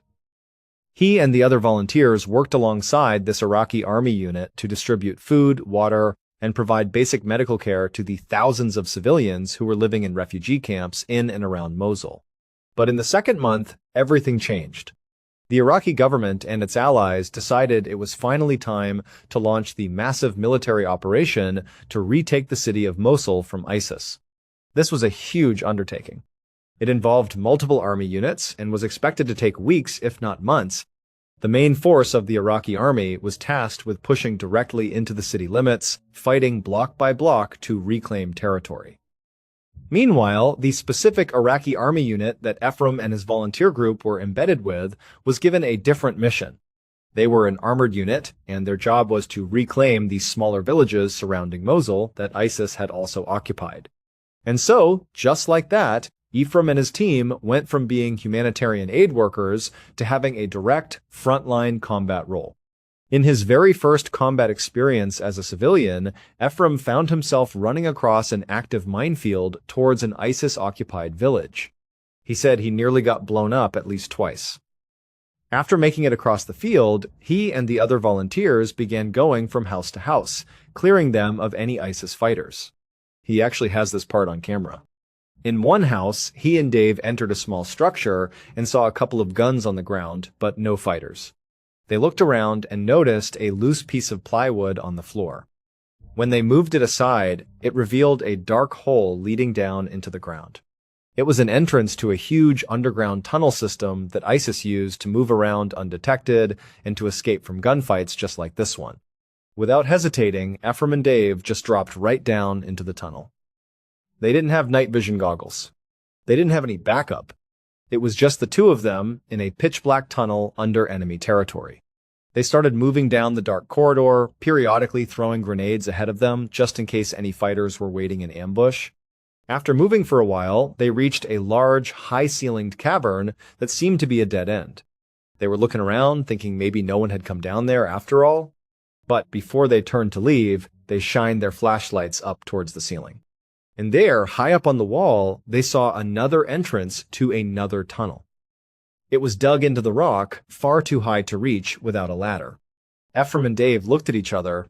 They figured the ISIS fighters had run down here, used a ladder to climb up into that second tunnel, and then pulled the ladder up after them so no one could follow. There was nothing more they could do down there, so they climbed out of the tunnel system and went back outside. They told the Iraqi army commander what they had found. A few minutes later, the Iraqis brought in a bulldozer and completely filled in the tunnel entrance inside the house, sealing it shut. Later that night, after the village was fully secured, they started hearing muffled explosions coming from underground near where that house was. It turned out to be the ISIS fighters they had been chasing. They had realized they were trapped and had been buried alive, so they detonated their suicide vests. For the next month, Ephraim and the Iraqi unit he was with continued to get into small skirmishes with ISIS in the villages outside Mosul. But most of their time was still spent providing medical care and humanitarian aid to the civilians they encountered. Then, in May, their mission changed again. The other Iraqi army units that had been pushing into the city of Mosul itself had made good progress, but they had hit a wall. The last remaining ISIS fighters had been pushed into a northern section of the city. There, they had bunkered down inside heavily fortified, bombed-out concrete buildings. And they were putting up an unbelievably fierce fight. The Iraqi units in the city were taking heavy casualties and couldn't advance any further. They needed armored vehicles and tanks to break the stalemate. And it just so happened that the army unit Ephraim and his volunteer group were with was an armored unit. They were the ones with the tanks. So they got the order. They were to move into the heart of Mosul and help liberate the city once and for all. On May 4th, Ephraim and the other volunteers loaded into their armored vehicles and joined a massive column of dozens and dozens of tanks and other armored vehicles. They were staged on the western side of Mosul, with just an open field between them and the city. The moment that massive convoy started rolling forward, the city just erupted. Heavy machine gun fire, rocket-propelled grenades, and mortars started raining down on them. It was absolute chaos. ISIS knew they were coming and were throwing everything they had at the advancing column. Ephraim said that as soon as his vehicle crossed into the city limits and was on one of the main roads, car bombs that had been hidden along the street started detonating all around them. The machine gun and rocket fire only intensified. At the same time, Iraqi civilians who were still trapped inside Mosul saw this huge battle erupting and began trying to flee the city. But ISIS had been holding them hostage, using them as human shields to prevent large-scale bombing. So when the ISIS fighters saw the civilians trying to escape, they started shooting them in the back, gunning them down in the streets to scare others from trying to run. Right in front of Ephraim, as his vehicle drove deeper into the city, he saw men, women, and children being massacred. Without a second thought, Ephraim and the other volunteers jumped out of their vehicle and tried to return fire at the ISIS snipers, but the fighters were so well hidden in the rubble and the destroyed buildings that they couldn't even see them, let alone hit them. So they did the next best thing. Ephraim and the others started deliberately putting themselves out in the open, running from cover to cover to draw the enemy's fire onto themselves. This created a distraction, giving nearby civilians a chance to run to safety. For the next 3 days, that's what they did. They were constantly exposing themselves, dodging bullets, and when they weren't doing that, they were treating wounded civilians and Iraqi soldiers right there on the front lines. Up to this point, Ephraim had seen combat as a Navy SEAL and as a volunteer. But it wasn't until he got inside Mosul that he truly saw how barbaric human beings could be to one another. He said he saw so much death and destruction around him that it felt like his brain couldn't even process it. He would later write a book about his experience and call it The City of Death, because that's exactly what it felt like. Everywhere he looked, there was just death. For the next several weeks, Ephraim and the other volunteers took up a position in a bombed-out building in the southern section of Mosul. They turned it into a makeshift aid station and focused all their energy on treating as many wounded civilians and soldiers as they could. Meanwhile, the main Iraqi army force was slowly pushing north, chipping away at the last ISIS strongholds. On June 1st, almost a month after they had entered the city, Ephraim and his team noticed a huge increase in the number of wounded civilians coming to their aid station. All day and all night, a steady stream of people came in, horribly wounded with gunshot wounds and shrapnel injuries. Ephraim and the others started asking them what had happened. This was unusual, to see so many people wounded at once. But most of the civilians were in a state of shock and couldn't really explain what they had been through. A few of them mentioned that there had been a massacre nearby, but because of the language barrier and the sheer number of patients they had to treat, they couldn't get any more details. The following morning, Ephraim and the other volunteers decided they needed to find out what happened. They were going to push farther north into ISIS-held territory to see if they could find any evidence of this supposed massacre. So Ephraim and his team left their aid station and moved north about 1 block until they reached a huge intersection. They took cover behind a massive concrete wall that protected them from ISIS sniper fire. The main ISIS position was down the other road that ran through the intersection. The fighters were holed up in a huge, bombed-out hospital that overlooked the entire area. From where Ephraim and his team were, behind the wall, ISIS couldn't see them or shoot at them. At one point, Ephraim carefully poked his head around the edge of the wall to look down the road towards the hospital. What he saw shocked him to his core. The road was littered with bodies. Dozens and dozens of dead civilians were lying all over the street. It turned out that the day before, a huge group of civilians had made a desperate attempt to flee the city. They had to run right in front of that hospital, and the ISIS fighters inside had just opened fire on them, gunning them all down. They killed over 200 people, men, women, and children, and they wounded at least 100 more. That was why there had been such a huge wave of wounded people at their aid station the day before. As Ephraim scanned this scene of absolute carnage, being careful not to expose himself for too long, his eyes landed on one particularly large pile of bodies. There were maybe 20 or 30 people in this pile, and then he saw movement. He could clearly see a little girl trying to hide herself underneath her dead mother's clothes. Next to her, he saw 2 adult men who were also alive, but clearly wounded. Ephraim immediately started yelling to them, trying to get them to run towards his position, telling them they were going to get killed if they stayed out there. But the 3 of them were completely shell-shocked. They had been lying in that pile of bodies for the past 24 hours. They were not capable of moving on their own. Ephraim knew that unless he and his team did something, those 3 people were going to die. So Ephraim and the others ran back to their Iraqi army partners and quickly came up with a rescue plan. An Iraqi tank would drive down the road straight towards the ISIS-held hospital. Following right behind the tank, using it as a shield, would be an Iraqi Humvee. Inside the Humvee would be Ephraim and the other volunteers. The tank would drive past the pile of bodies, and the Humvee would pull up right alongside it. Ephraim and the others would jump out, grab the little girl and the 2 men, pull them into the Humvee, and then both vehicles would back up to safety. It was a risky plan, but it was the only option they had. Once the plan was in place, Ephraim and Dave contacted the American military forces in the area. They managed to get them to authorize a smokescreen, the U.S. would fire artillery shells that would burst in the air over the road, releasing smoke grenades that would create a thick cloud, obscuring the view of the ISIS fighters in the hospital. They wouldn't be able to see the rescue operation happening right in front of them. Shortly after all the plans were finalized, Ephraim and the others were loading up into their designated Humvee, getting ready to start the operation. But then, the Iraqi driver of the Humvee suddenly said he wasn't going to do it. He said it was too dangerous and he wasn't willing to risk his life. Ephraim and his team pleaded with him. They tried to convince him to go, explaining that they didn't have time to find a replacement driver. The American artillery was scheduled to fire the smoke screen at a specific time. If they missed that window, they wouldn't get another chance. Not to mention, the 3 survivors in the street were running out of time. But the driver wouldn't budge. Realizing they were getting nowhere, Ephraim and the others got out of the Humvee. They walked up to the Iraqi tank that was supposed to lead the mission and spoke to the tank driver. They asked him if he was still willing to go. He said yes. And so, even though it meant they would now have to run on foot behind the tank, completely exposed, they decided to go through with the mission anyway. Ephraim said that at no point did they even consider canceling.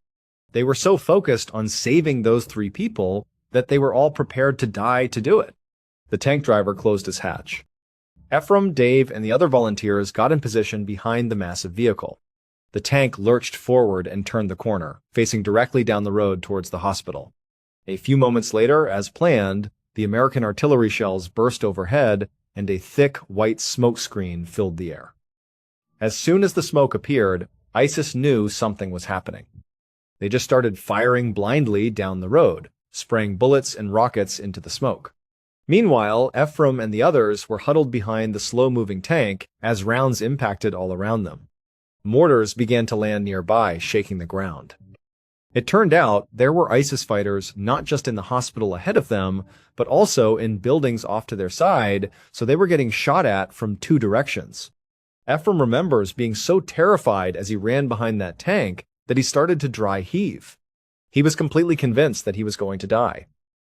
Eventually, the tank rolled just past the pile of bodies. At that moment, Ephraim stepped out from behind the tank and started firing his rifle towards the hospital and the other buildings, providing cover fire. While he was shooting, Dave and another volunteer ran over to the pile, pulled the little girl and the 2 men out, and dragged them behind the tank. The girl and one of the men were mostly okay physically, but the other man was badly wounded and couldn't walk. Thinking quickly, the team found a loose piece of sheet metal on the ground and rolled the man onto it, using it as a makeshift stretcher. They started dragging him as the tank began to slowly move in reverse, back towards safety. Bullets were still flying everywhere. As they were making progress, the wounded man suddenly slipped off the sheet metal and landed directly in the path of the tank's tracks. And because they had no way to communicate with the driver, the tank was just going to keep moving and run him over. Without thinking, Ephraim leaped forward, grabbed the injured man, and rolled with him out of the way just as the massive steel track went past them. But now, Ephraim and the wounded man were out from behind the protection of the tank. The smoke screen was starting to clear, and ISIS could see them. Rounds started impacting the ground all around them. At that moment, Ephraim had to make a heartbreaking decision. He looked at the wounded man, who he knew couldn't move on his own. He made eye contact with him, held his hand for a second, and just shook his head and said, "I'm sorry." He knew he couldn't move him fast enough or throw him over his shoulder in time before they both got shot. He had to leave him. So Ephraim jumped up and dove back behind the tank, just as a burst of machine gun fire tore up the spot where he had been standing. The wounded man would be killed by ISIS moments later. As Ephraim and the others continued to retreat behind the tank, he suddenly felt a sharp, searing pain in his right leg and fell to the ground. He had been shot, and where he fell was, again, right in the path of the tank's track. But a huge surge of adrenaline hit him. He somehow managed to leap back onto his feet, and, despite the gaping hole in his leg, he continued to hobble behind the tank. Eventually, they made it all the way back to the intersection where they had started. But to get to the alleyway where the rest of the Iraqi army was waiting, they had to cross a small, open section of street. It would only take a second to run across, but by now the smoke was gone, and ISIS snipers were waiting for them to pop out from behind the tank. Ephraim and the others started screaming at the Iraqi soldiers across the street, trying to get them to send an armored vehicle to pick them up. But with the noise of the tank's engine and all the gunfire, the message just wasn't getting through. And then, in a sudden fit of madness and frustration and fear, Ephraim just took off. He ran across the open street, and miraculously, he made it to the other side without getting hit again. He yelled at the Iraqi soldiers, told them what was happening, and seconds later, an armored Humvee sped across the gap, picked up the rest of the volunteers, the surviving man, and the little girl, and brought them back to safety. Ephraim was now lying on the ground behind the concrete wall, finally safe, as someone bandaged his leg. He remembers that when the little girl and the man were brought to safety, the Iraqi soldiers all erupted in cheers. It was this one unbelievably happy moment in the middle of a horrible, tragic day. The Iraqis put Ephraim in an armored ambulance and took him to an aid station south of the city. There, a doctor rebandaged his leg and then left him on a cot to rest. As Ephraim lay there, thinking about what had just happened, he looked over to his left. Just 2 beds away from him was the little girl he had just nearly died to save. She was sitting on her cot, just staring straight ahead into nothingness. Her dark hair was matted with dirt. She was clearly still in shock, but she looked physically unhurt.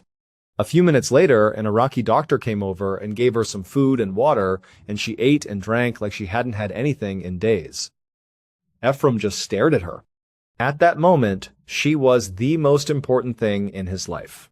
The doctor who had given her the food noticed Ephraim looking, and he walked over.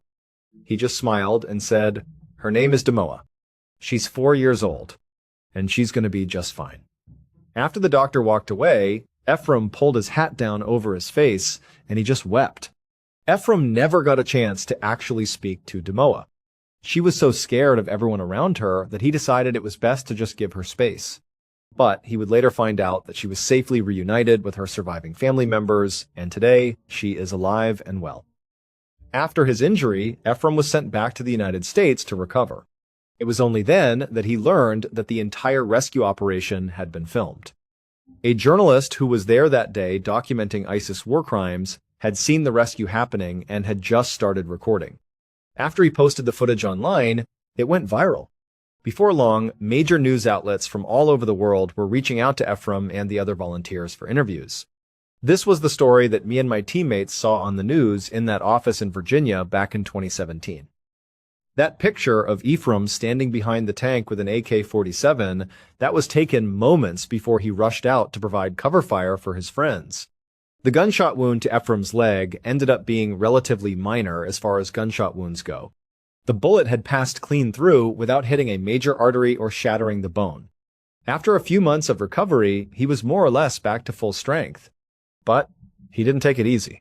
Soon, he was in another conflict zone, this time in Burma, working with a new volunteer organization. It was one that he founded himself, called Stronghold Rescue and Relief. Their mission is simple: to protect and care for families trapped in conflict zones. Their motto is, "The only thing necessary for the triumph of evil is for good men to do nothing." Despite being a very small organization, they are having an enormous impact all over the world.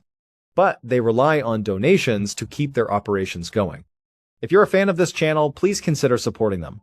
The link to their website is in the description of this video.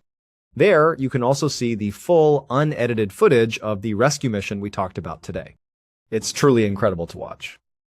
What Ephraim and his team did that day is a testament to the power of courage and compassion in the face of unimaginable darkness.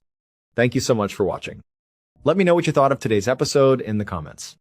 And remember, we have a whole playlist of true crime episodes ready for you to binge right now. Until next time. See ya. It was just after midnight, around 12:30 inches the morning on the 9th of August, 2013. A man named Kyle Lawson was fast asleep in his bed next to his wife at their home in San Angelo, Texas. The house was quiet, the night was still, and then suddenly, the distinct sound of a cell phone ringing cut through the silence. It was Kyle's phone. He groggily reached over, his eyes still half closed, and looked at the screen. The caller ID showed it was his younger brother, 6-year-old Brandon. Kyle figured it must be important to be calling this late, so he answered it. But before he could even get a hello out, Brandon's voice came through the phone, frantic and panicked. He told Kyle he needed help, right now. And then, he launched into a story that sounded completely wild. Brandon said he was driving his truck north on Highway 277. Now, this isn't some busy interstate. Highway 277 is a desolate, two-lane country road that cuts right through the vast, empty landscape of West Texas. There's not much out there. Brandon told Kyle that as he was driving, he was being chased by three men. He didn't say who they were, just that they were after him. And to make matters worse, his truck was on its last legs. He was about to run out of gas any second. So, what he needed Kyle to do was to grab a gas can, drive out to the highway in the middle of the night, find him, and secretly hand off the gas so he could make his escape. As Kyle listened to all this, you might think he'd be terrified for his brother. But he wasn't. In fact, his main feeling was just pure annoyance. He wasn't concerned about three mysterious men chasing his brother because he was almost certain those men didn't exist. He was sure his brother Brandon was just high again and he was hallucinating. You see, Brandon had a history with methamphetamine. He'd been doing really well for the last 6 months, he'd been clean, he was working hard at being a better partner to his fiancée, a woman named Ledessa, and a better father to their 4 kids. But Kyle knew something had recently changed. Just 2 days before this late-night phone call, Brandon had called him for a very different reason. He had asked Kyle if he knew where he could get some drugs. Kyle, of course, didn't give him any information. Instead, he tried to talk him out of it. He told Brandon, "Don't do it, man. You're doing so good. You're clean. Don't throw it all away." But Kyle had a sinking feeling that his words didn't make a difference. And based on this new crazy phone call, he was pretty sure Brandon had found what he was looking for anyway. The story about the 3 men, the frantic chase, it all sounded like a classic drug-induced paranoia episode. In fact, Kyle already knew why Brandon was even out on that highway in the first place. He had talked to his parents earlier, and they told him that Brandon had gotten into a huge fight with Ledessa. The plan was for Brandon to drive over to their parents' house to cool off for a while. He was essentially in a timeout for his behavior. So the fact that he was now calling with a story about a high-speed chase just cemented Kyle's belief that his brother had relapsed and was completely spun out. Kyle knew from experience that trying to reason with Brandon in this state was pointless. If he told him, "Brandon, there's no one chasing you, you're just high," it would just make things worse. Brandon wouldn't believe him. So, instead of arguing, Kyle tried to just calm him down. He tried to speak in a soothing voice, tried to get him to focus, but it wasn't working. Brandon just got more and more agitated on the other end of the line. He kept talking about the 3 men, how they were gaining on him, how he was in serious trouble. Finally, Kyle just had to ask. He said, "Dude, Brandon, have you relapsed? Is that what's going on here?" As expected, Brandon immediately denied it. He swore up and down that he was not high, that this was real. And he just kept begging, "Please, Kyle, you have to come help me. Bring the gas. They're going to catch me. You have to hurry." Kyle felt a wave of frustration. Part of him just wanted to hang up the phone, roll over, and go back to sleep. This was his brother's mess, not his. He had his own family, his own responsibilities. He shouldn't have to be babysitting his younger brother in the middle of the night. But at the same time, despite the resentment, Kyle loved his brother. And even though he truly believed there was no real danger from some imaginary men, he was worried about what Brandon might do to himself in this state. So, with a heavy sigh, he made a decision. He was going to go out there. He was going to drive down Highway 277, find Brandon, and just get him home safely. He told Brandon he was on his way and then hung up the phone. About 45 minutes later, Kyle was driving his car north on that same dark highway. His wife was in the passenger seat, and their 4-year-old son was asleep in his car seat in the back. His wife hadn't wanted him to go out alone to deal with his brother, so she insisted they all go together. As Kyle drove, he scanned the dark road ahead. Like I said, this area is incredibly desolate. It's just wide open plains on either side of the road with some low shrubs and a few small trees scattered about. Even at night, you can see for a long, long way. There are no buildings, no city lights, nothing to block your view. He was looking for Brandon's truck, but he didn't see anything. There were no other headlights, no taillights, no vehicles at all. The road was completely empty. But he kept driving, peering out into the darkness, even checking the fields on the side of the road, just in case Brandon had swerved off and gotten stuck somewhere. That seemed like a real possibility given his state of mind. And then, finally, after driving for a while, he saw it. Up ahead in the distance, a truck was parked on the shoulder, half on the road and half off. All its lights were off. It wasn't even idling. The engine was clearly shut down. As Kyle got closer, he recognized it. It was Brandon's truck. He had found him. Kyle pulled his own car over to the opposite side of the road and parked. He turned to his wife and told her and their son to stay in the car. He was going to go talk to Brandon, who he assumed was sitting in his truck, waiting. In Kyle's mind, the scene was playing out exactly as he'd expected. There were no other cars, no sign of the three men. Just his brother, sitting alone in his truck, probably high as a kite. He figured he'd have a firm talk with him, get him to go home, and they could put this whole crazy night behind them. But when Kyle walked across the road and got to the truck, he looked inside. And there was no one there. Brandon was gone. This didn't make any sense to Kyle. As he had been driving out to meet him, Brandon had been calling him over and over again. Every few minutes, his phone would ring, and it would be Brandon saying things like, "Hurry up, you've got to get here. They're getting closer. Bring the gasoline." He had been desperate for Kyle to arrive. And now that Kyle was finally here, standing right next to his brother's truck, Brandon was nowhere to be found. He hadn't said anything on the phone about getting out of the truck or hiding. So where was he?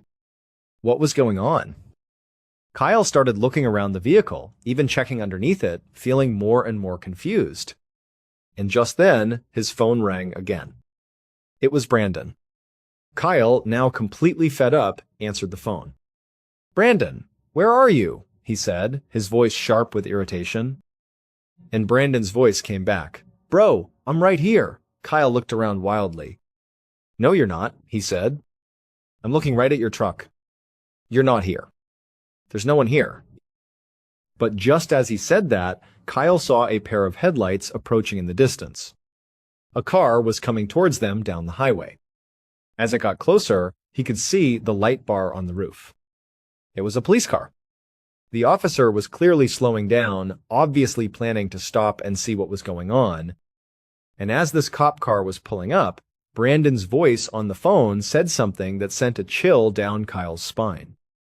He said, "Run away from that cop. Think about what that means." For Brandon to say that, he had to be watching the scene unfold. He had to be somewhere nearby, close enough to see Kyle, the truck, and the approaching police car. But where? Kyle scanned the open fields on both sides of the road again. It was basically a barren wasteland. There was nowhere to hide. There were a few scattered shrubs and some very small trees way off in the distance, but nothing close by that could conceal a grown man. So where was he? Kyle was now furious and totally bewildered. What kind of game was Brandon playing? He knew exactly why Brandon wanted him to run from the police. Brandon had an active warrant out for his arrest on a drug charge. He was trying to protect himself, telling Kyle not to get the police involved. But Kyle was already involved. He was out here, in the middle of the night, with his wife and child, dealing with this nonsense. He was so incredibly annoyed, he was about to yell into the phone to demand that Brandon show himself, but before he could say another word, Brandon hung up. By now, the police officer had pulled over and parked. He got out of his car and walked over to Kyle, who was still standing by his brother's truck. The officer introduced himself as Deputy Neal from the Coke County Sheriff's Department. He explained that he was responding to a 911 call from a trucker who had reported a stranded vehicle on the side of the road. He pointed to Brandon's truck and asked Kyle if it was his. Kyle knew he couldn't tell the truth. As much as he wanted to just unload everything on the deputy that his brother was probably high on meth, hiding somewhere in the fields, and had a warrant out for his arrest, he couldn't do it.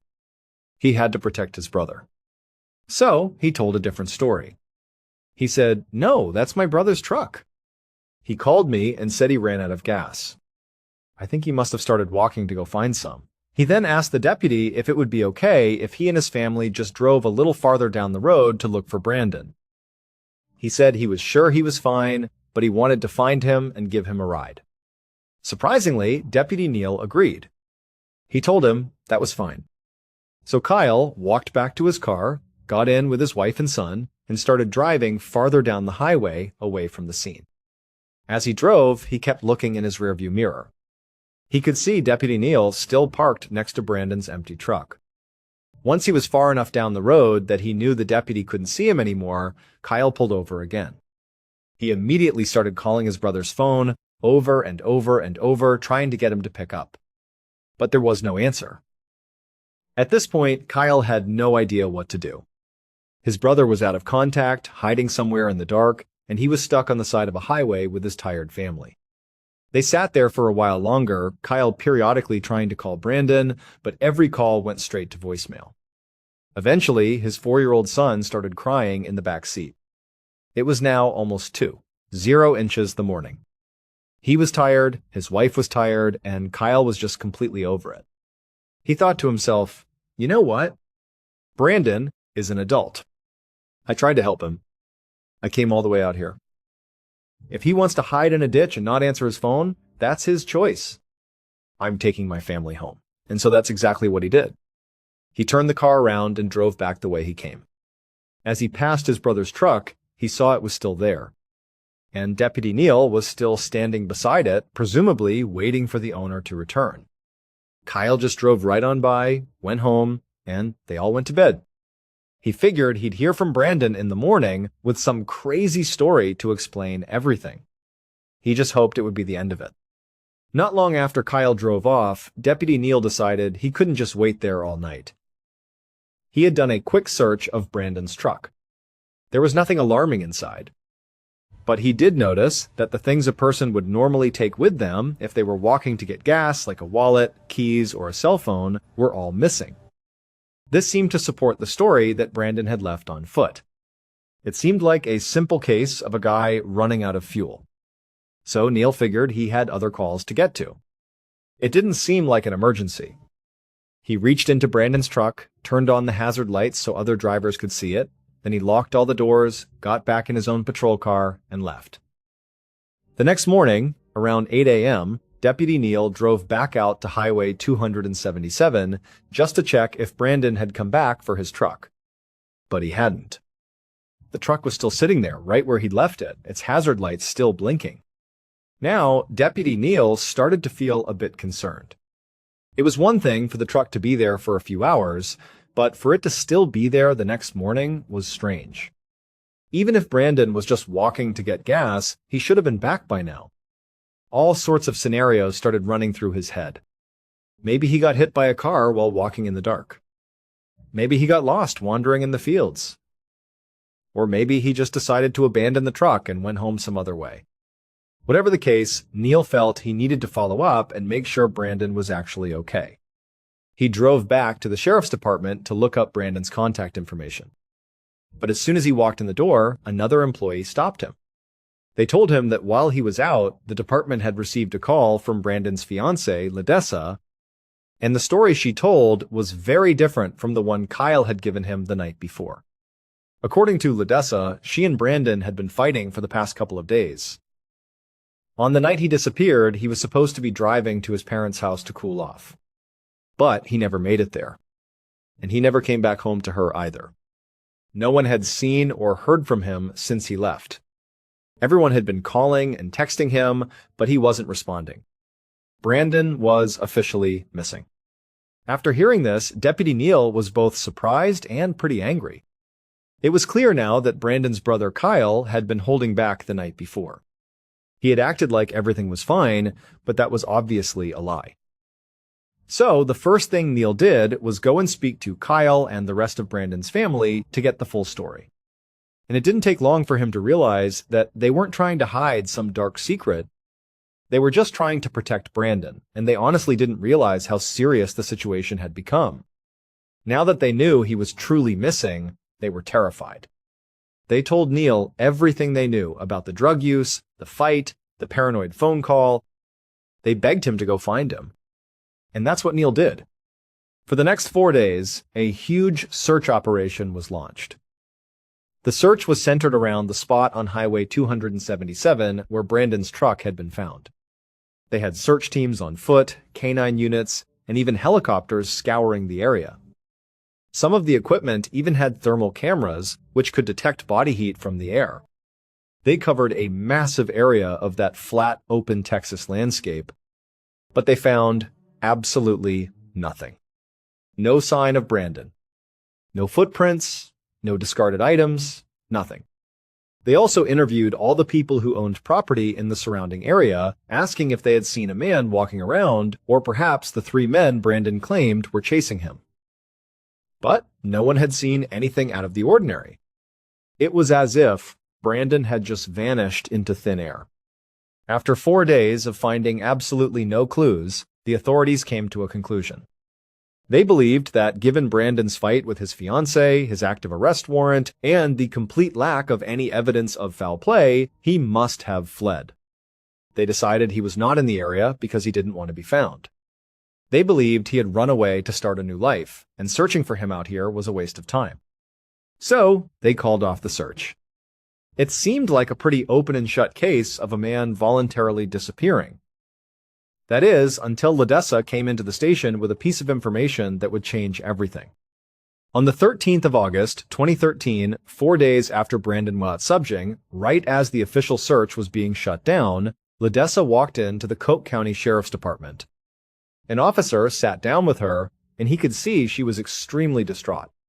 She told him that she had been so worried she had started digging through their shared cell phone records, looking for any clue she could find. And she found something.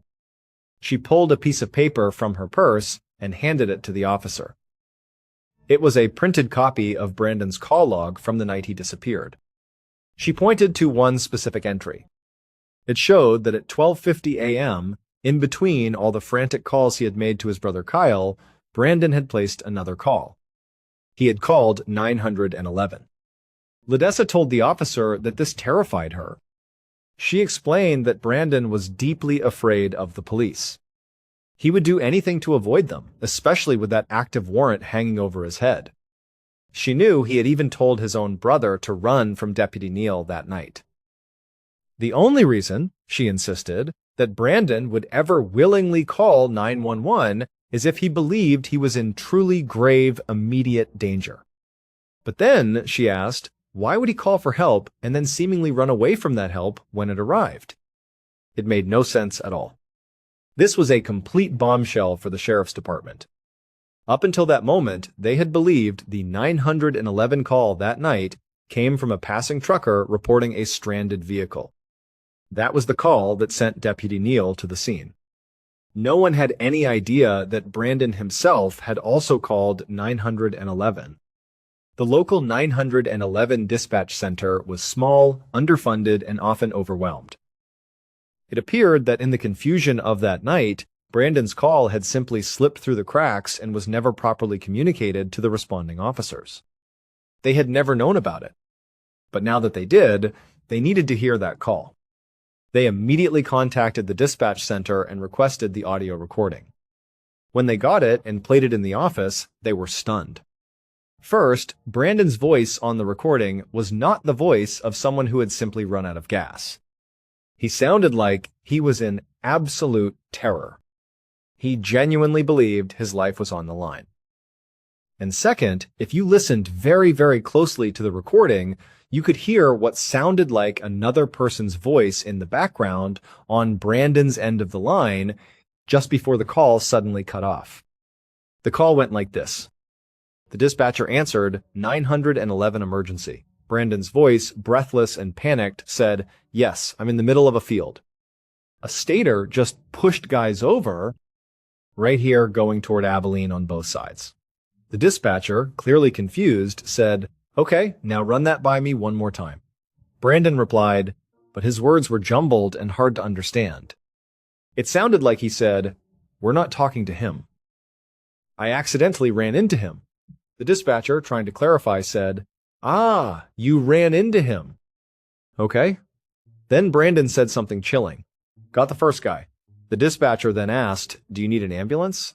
Brandon quickly replied, "Yeah, no, I need the cops." The dispatcher then asked, "Okay, is anybody hurt?" But all that came back was silence. The dispatcher called out, "Hello? Hello? Hello?" But the line was dead. Suddenly, the entire case looked different. This wasn't just a guy with a drug problem running away from his life. This sounded like a possible abduction or even a murder. They didn't have a body, but that 911 call gave a terrifying amount of credibility to Brandon's story about being chased. That other voice, his talk of being in a field, of needing the cops, it all pointed to something violent. The search that had just been called off was immediately resumed, but this time it was bigger, more intense, and more desperate. For the next full year, law enforcement and volunteers poured enormous resources into finding Brandon Lawson. But they found nothing. Not a single trace. He was just gone. The area around Highway 277 was searched and researched, but it yielded no clues. Eventually, with no leads to follow, Brandon's case went cold. The authorities may have moved on, but his family never did. LaDessa hired 2 different private detectives over the years. Both of them conducted their own extensive searches, not just around the highway, but all across the state, following up on any potential sightings or tips. But they too came up with nothing. As the years went by, the story of Brandon's disappearance began to spread. It was featured on television shows and podcasts, and it captured the public's imagination.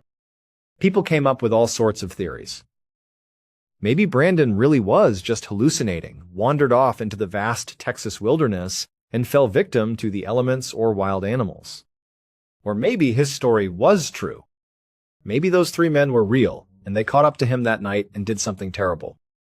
Perhaps that other voice on the 911 call belonged to one of his attackers. Or maybe, just maybe, the original police theory was right, and he had successfully fled the area and started a new life under a new name. For 9 long years, there were only questions. And then, in January of 2022, a small group of independent searchers went back out to that same stretch of Highway 277. In a field that had been searched hundreds of times before, they made a discovery that would finally break the case wide open. This small team of volunteers was methodically combing through a field right off the side of the highway, not far from where Brandon's truck had been abandoned.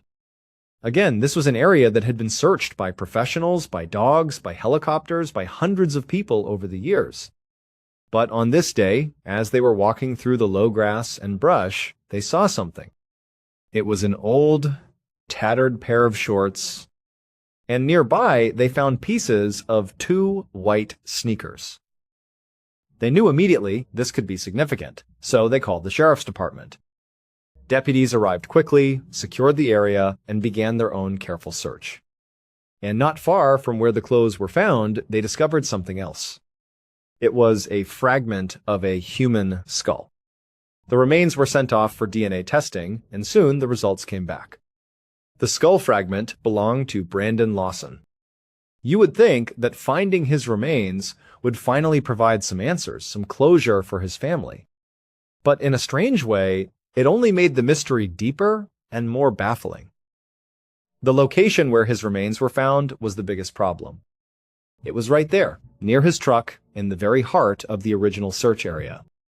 An area that had been meticulously combed time and time again. Remember, this isn't a dense forest. It's a flat, open field in West Texas. There's nothing but grass, short cactus plants, and a few scattered trees. It's an easy place to search. It seems almost impossible that hundreds of trained searchers with dogs and thermal imaging could have missed a body or even just skeletal remains in such an open space. And yet, for 9 years, that's exactly what happened. His skull fragment, his shorts, and his shoes were just not found. It defied all logic. So, this leaves us with two profoundly unsettling possibilities. The first option is that every single search effort over the course of nearly a decade was a failure. That despite the massive manpower, the K-9 units, the helicopters with thermal cameras, and the hundreds of volunteers who walked that ground, they all simply missed him. They all somehow overlooked the body of a grown man who was wearing bright white shoes, lying in a relatively barren field where you can see for miles. That is option one. The second option is that he wasn't there to be found. That during all of those searches, Brandon's body was somewhere else entirely. But if you accept that possibility, it raises even more questions. Where was he? If he was killed, where did it happen? And most disturbing of all, if he was somewhere else, how did a piece of his skull and his clothing end up back in that field right at the center of the search area 9 years later? Was it a coincidence that a small group of volunteers just happened to find it? Or were his remains placed there recently, deliberately, for someone to find? And if so, who would do that and why? We may finally know where Brandon Lawson's journey ended, but the question of how he got there and who was with him in his final moments remains a haunting mystery, lost somewhere out on that long, dark Texas highway. Thank you so much for watching. Let me know what you thought of today's episode in the comments. And remember, we have a whole playlist of true crime episodes ready for you to binge right now. Until next time. See ya! Sometimes the most unbelievable stories are the ones that actually happen. Events so strange, so perfectly timed, that they feel like they must have come from a movie script, but they didn't. They happened to real people in the real world. And today we're going to look at 3 of those stories. In January of 2015, a 27-year-old man from Texas named George Pickering III was living his life just like any other young man. He had hopes, he had dreams, he had a family that loved him. But one day, everything changed in an instant. George suffered a massive stroke. It came out of nowhere, a sudden and devastating medical event that sent shockwaves through his family. He was rushed to the hospital, and every second felt like an eternity for his parents and his brother as they followed the ambulance, their minds racing with a million terrifying thoughts. At the hospital, George was immediately admitted and the medical team went to work. But the situation was dire. His condition was so severe that he had to be put on life support. The rhythmic hiss and pump of the machines became the new grim soundtrack to his family's life as they waited for any sign of good news. But the good news never came. Instead, the doctors eventually came to the family with the worst possible update. They sat them down in a sterile, quiet room and explained the situation. They had run every test they could. They had monitored his brain activity around the clock. And the conclusion was unavoidable. George, they said, was brain dead. There was no activity, no sign of consciousness, nothing to indicate that he would ever wake up again. The doctors were gentle but firm. They advised the family that realistically, the most compassionate thing to do would be to consider pulling George off of life support. The machines were keeping his body functioning, but he, the person they knew and loved, was gone. It was a conversation no family ever wants to have. George's family was completely and utterly devastated. It was like the floor had just dropped out from under them. The news was so crushing for George's father, also named George, that he couldn't even process it. He was overwhelmed with a grief so profound, so suffocating, that he just got up and left the hospital.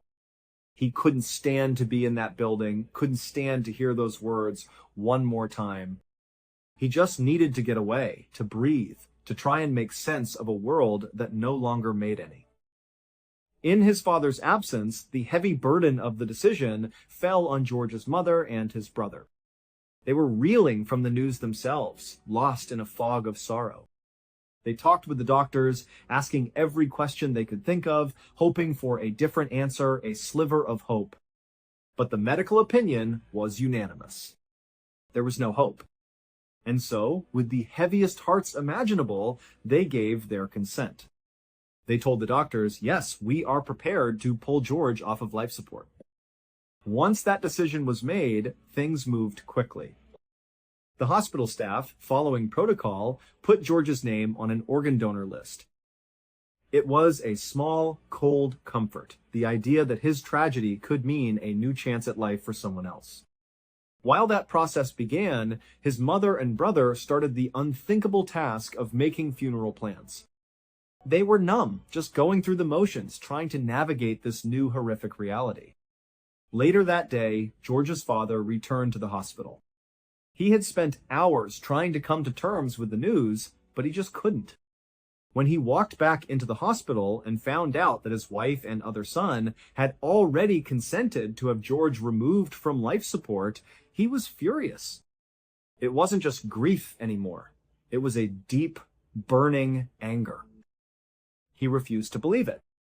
He did not believe that his son was totally, irreversibly brain dead. He looked at his wife and his other son and couldn't understand how they could give up so easily. In his mind, there had to be a chance. He felt with every fiber of his being that they should at least give George a little more time, just a few more hours, a few more days, anything. He was convinced that if they just waited, George would give them a signal, some sign that he was still in there, still fighting. But his wife and son tried to explain. They told him about their conversation with the doctors. They repeated the grim prognosis, the finality of it all. They told him there was no hope, no reason to delay the inevitable. It was time, they said, to let him go. But George's father was not having it. He saw it as giving up, as a betrayal of his son. He stormed out of the waiting room, his mind set. He found the doctors and demanded, his voice shaking with a mix of desperation and rage, that they keep his son on life support. Just a little bit longer, that's all he was asking for. The doctors listened patiently, but their answer was the same. They explained again that there was no medical reason to do so. Keeping him on the machines wouldn't change the outcome. And then they added another layer of pressure. They told him that by delaying, he was jeopardizing the people who were waiting for George's organs. People whose lives were hanging in the balance, waiting for a transplant. From a medical and ethical standpoint, they explained, they needed to expedite the process, not delay it. This was the best thing to do for everyone involved. For George's father, this was the final straw. He felt like no one was listening, like the whole world was conspiring to take his son away from him. He was completely distraught, his mind a whirlwind of grief and anger. He ran back to his son's room in the ICU. He saw George lying there, still and silent, surrounded by machines. He stumbled over to the bed and collapsed over his son's body. He grabbed George's hands, holding them tightly, and just stared at him. He prayed. He begged. He pleaded with his son to give him a sign, anything to prove that he was still there, that his father's intuition was right. But his son remained motionless. Before long, the medical staff began to filter into the room. It was time to begin the procedure, to remove George from the machines that were keeping his body alive. As they came in, with their quiet, professional demeanor, something inside George's father snapped. It was a moment of pure desperation. He couldn't let it happen. He bolted out of the room, past the surprised nurses and doctors. He didn't stop, didn't look back. He ran out of the hospital, his heart pounding in his chest. He went straight to his car, fumbled for his keys, and opened the door. From inside his vehicle, he retrieved his gun. Then, with the cold, heavy weight of the weapon in his hand, he ran back into the hospital, back down the hallway, back to his son's room. He burst through the door and aimed the gun at the medical team. He ordered them to stop what they were doing and to get out of the room immediately. The doctors and nurses froze, their eyes wide with shock and fear. Thankfully, they had not yet begun the process of actually removing George from life support. The machines were still running. Seeing the gun and the look of sheer desperate resolve on the father's face, they didn't argue. They backed out of the room slowly, hands raised. Once the room was empty, George's father walked over to the door and locked it. For the next several hours, a tense standoff unfolded. He kept the gun aimed at the locked door, a lone guardian at his son's bedside. He spent those hours talking to George, holding his hand, his eyes never leaving his son's face, searching, hoping, praying for that sign. Eventually, the hospital's security and local police had been alerted, and soon the SWAT team arrived. They were heavily armed, clad in tactical gear, and they began stacking up in the hallway right outside the door to George's room. The negotiator started yelling into the room, his voice firm but calm, telling George's father to put the gun down, to open the door, to let them come in. But the father barely heard them. His entire world had shrunk to the space of that hospital bed, to the feel of his son's hand in his... He was just looking down at his son, his voice a low murmur. "Come on, son. Squeeze my hand. Please, just squeeze my hand." Just as the SWAT team was preparing to breach, right as they kicked in the door and swarmed into the room, George's father felt it. A faint but unmistakable pressure. He had reached down and grabbed his son's hand one last time, and his son squeezed his hand back.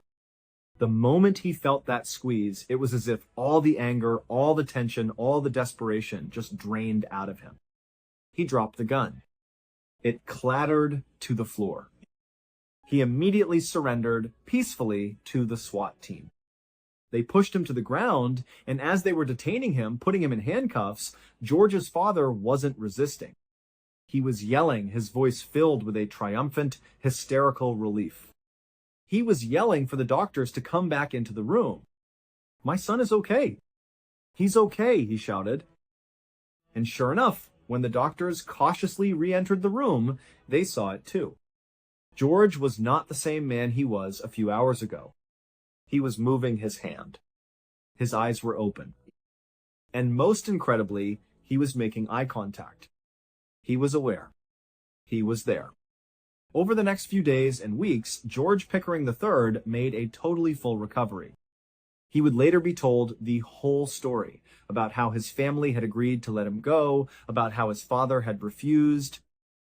And he learned that had his father not stepped in, had he not staged that desperate, dangerous standoff and bought him those few extra hours on life support, George would have died. As for his father, he was charged with aggravated assault with a deadly weapon.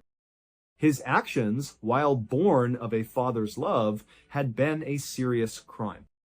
He was ultimately sentenced to 10 months in prison. But for him and for the rest of his family, it was a small price to pay.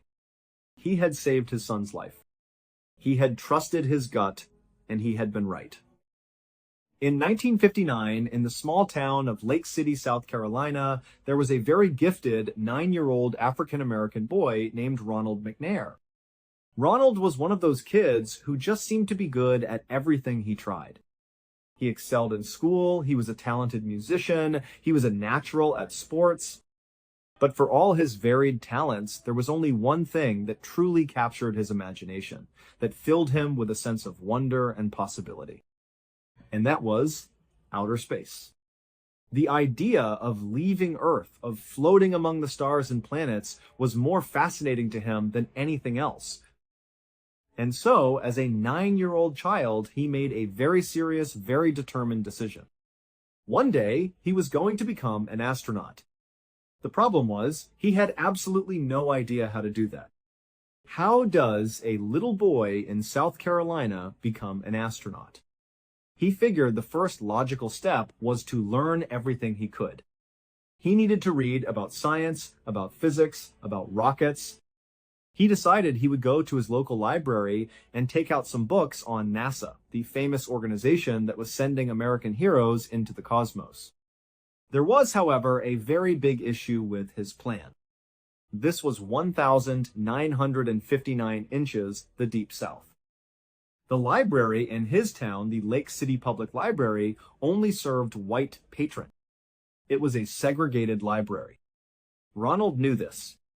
Every black person in town knew this. It was just a fact of life, one of the many invisible walls that defined their world. But Ronald was determined. He figured, you know what? I'm a polite kid. I'm not looking for trouble. I can just get in there, get my books, and get out before anyone even really notices me.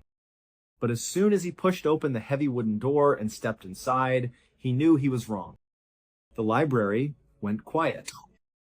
Every person in there, all of whom were white, stopped what they were doing and just stared at him.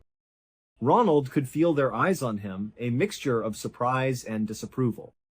He kept his head down, trying to make himself as small as possible. He walked quietly through the aisles, his heart beating a little faster now. He found the science section, his eyes scanning the shelves until he found what he was looking for. Books about aviation, about astronomy, about the space program. He carefully pulled a couple of books from the shelf, holding them close to his chest. Then he took a deep breath and walked back to the front counter. He placed the books on the counter and looked up at the librarian, a white woman with a stern expression. He very politely asked her if he could check these books out. The librarian looked down at him, then at the books, and then back at him. Her face hardened. "Young man," she said, her voice sharp, "you better get out of here before I call the police." Ronald stood there for a second, a 9-year-old boy holding books about the stars, being threatened with the police for wanting to read them. He looked up at the librarian, thought for a moment, and then, in a moment of quiet defiance, he just hopped up onto her counter and sat there. He folded his hands in his lap and said, "Okay, I'll wait for the police." The librarian was totally outraged. This was not the reaction she expected. She immediately picked up the phone and called the police, and then she called Ronald's mother. Before long, 2 white police officers arrived. They walked into the library, and the librarian rushed over to them. She started talking frantically, pointing back at the small boy sitting on her counter, gesticulating, explaining that he was the problem, he was why she had called. The officers listened, looking over at Ronald, who was just sitting there quietly, and then back at the librarian. They seemed more annoyed than anything else. Finally, one of the officers said to her, "Why don't you just let the kid take the books out?" The librarian was totally offended by this suggestion. She began to defend her decision, explaining the rules, the policy, why she had to call them instead of just letting him borrow the books. As she was in the middle of her tirade, Ronald's mother came rushing into the library. She was out of breath, her face etched with worry. She ran over to her son, checking to make sure he was okay. Then she looked up at the police officers and the librarian, trying to piece together what was happening. At this point, the police officers were just completely over the whole situation. They turned back to the librarian and said, more firmly this time, "You know what? You really ought to let him take the books out." And with that, the officers just turned around and left. The librarian, however, was not about to just give in. She was still very upset. She stormed over to Ronald's mother and said, "You shouldn't let your son come in here." Ronald's mother looked at this furious librarian. Then she looked down at her son, who had his head bowed. And then she noticed the books on the counter. Books about space. She knew all about Ronald's love for outer space, his big dreams. In that moment, she understood exactly what had happened. She thought about it for a moment, gathering her composure. Then she looked up at the librarian, her voice calm and steady. "Well," she said, "since he's here already, can he take out those books?" "He'll take good care of them." The librarian was still fuming, but she knew it was a losing fight. The police had left, and the boy's mother was standing there, resolute. So, very reluctantly, with a scowl on her face, she grabbed the books from the counter and practically jammed them into Ronald's arms. Ronald's mother gave him a little nudge and said, "What do you say?" Ronald, now holding his precious new books about NASA and space, looked up at the librarian, a genuine smile spreading across his face, and said, "Thank you, ma'am." And then he and his mom turned around, and they walked out of the library together. Ronald would go on to read those books and many, many more. His passion for science and space only grew stronger. He would go on to earn his PhD in physics from MIT, the Massachusetts Institute of Technology, one of the most prestigious universities in the entire world. After graduation, his childhood dream came true.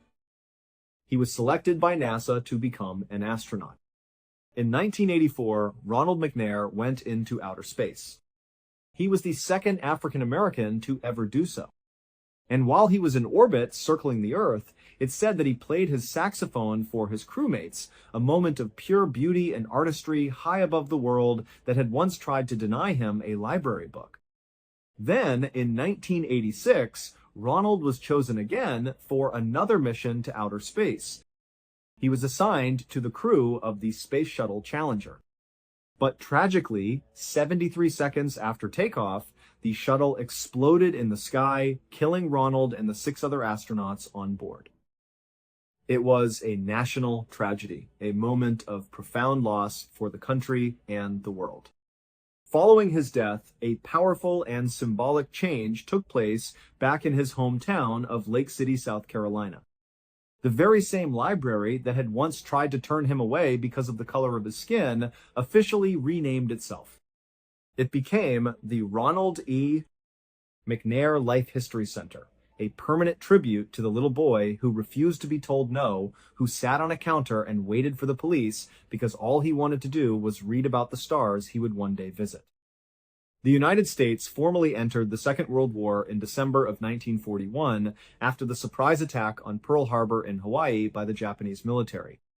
The nation was plunged into a global conflict, and young men from every corner of the country answered the call to serve.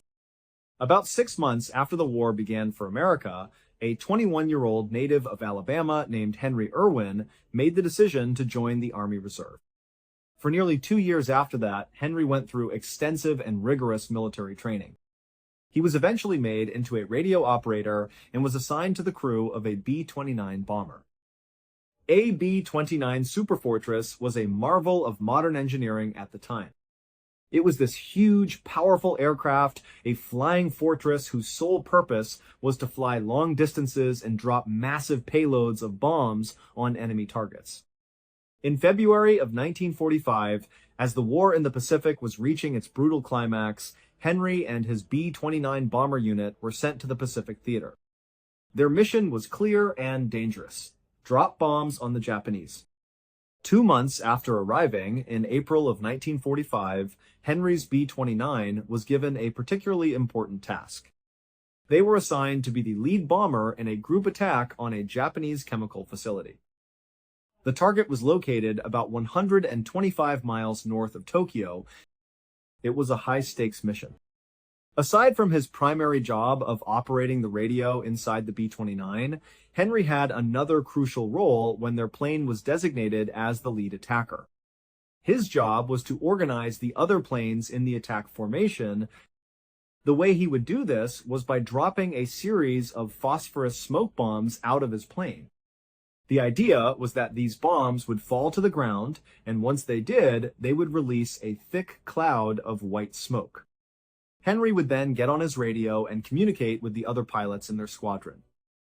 He would use the smoke cloud as a visual reference point on the ground, a rallying point in the sky.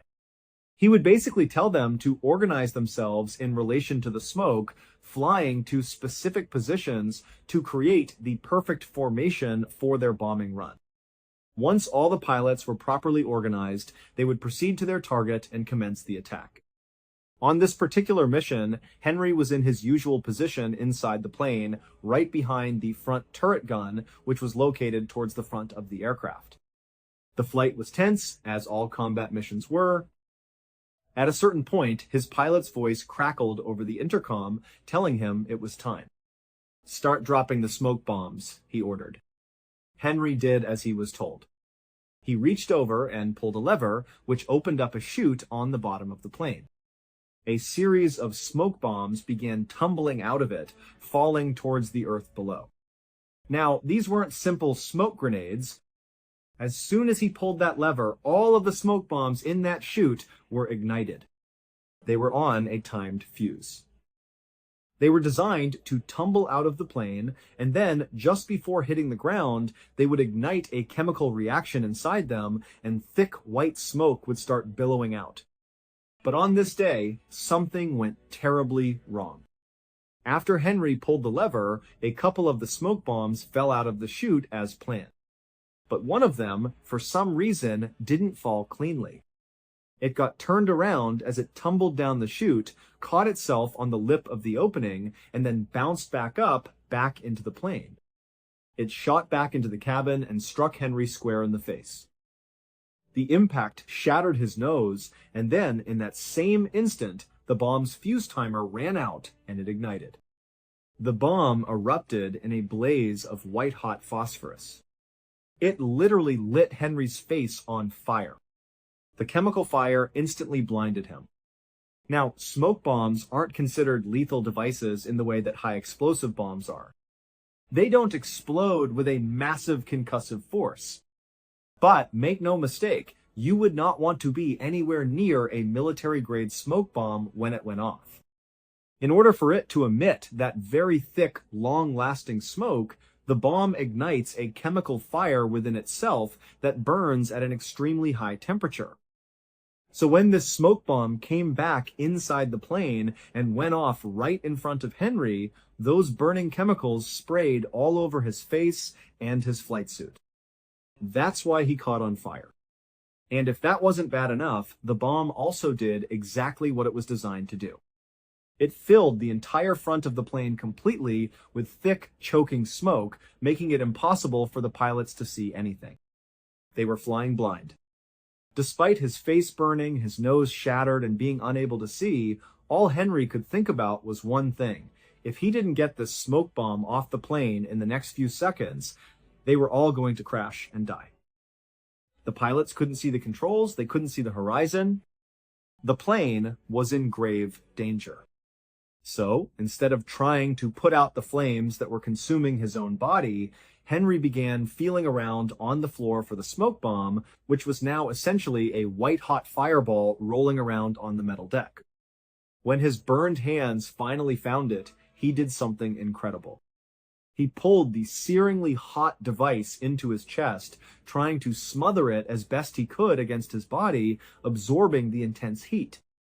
With his body now completely engulfed in flames, Henry began to low-crawl his way towards the front of the plane. He couldn't see, but he knew the layout of the cockpit by heart. He knew that just by touch, he would be able to find a small window near the co-pilot's seat. He crawled agonizingly across the floor, on fire, blinded, in unimaginable pain, but driven by a single purpose. He finally reached the spot. He could feel the frame of the window above him. With a final surge of adrenaline and willpower, he managed to lift the burning smoke bomb up and shove it out the window. And then, his mission accomplished, he collapsed on the ground. He passed out completely, still on fire, fully expecting to die. A few seconds later, with the source of the smoke now gone, the thick clouds inside the cockpit began to clear. The pilot, who had put the plane on autopilot but had to drop significantly in altitude because they were starting to stall, could finally see again. He looked at his instruments and then out the window and saw they were only about 300 feet from hitting the water of the Pacific Ocean. He grabbed the controls, pulled back with all his might, and managed to get the massive B-29 out of its death dive. He narrowly escaped crashing into the water. He leveled the plane out, turned it around, and began flying back to base. On this return trip, the rest of the crew, who were shaken but unhurt, began to assess the damage. That's when they saw Henry. He was lying on the side of the cockpit, his body still smoldering. They rushed over, grabbed a fire extinguisher, and put out the last of the flames. They fully expected him to be dead. No one could survive what he had just been through. But, to their absolute shock and horror, he was still alive. They gave him a shot of morphine for the pain, their hands shaking as they did so. They still expected him to die any moment. But Henry didn't die. Instead, he was conscious, and incredibly, he was cheerful. On the long flight all the way back to base, he would ask each of his crew members if they were okay. And they would all answer, their voices thick with emotion, "Yeah, I'm just fine, Henry. It's you we're concerned about here." When the pilot finally landed the damaged B-29 back at their base on the island of Tinian, Henry's body had stiffened up so dramatically from his horrific burns that the doctors and medics couldn't actually get him out of the plane's side door. They had to get a maintenance crew to come and dismantle a section of the plane's fuselage just to extricate him. The doctors who received him on the tarmac fully expected Henry was going to die. His wounds were some of the worst they had ever seen.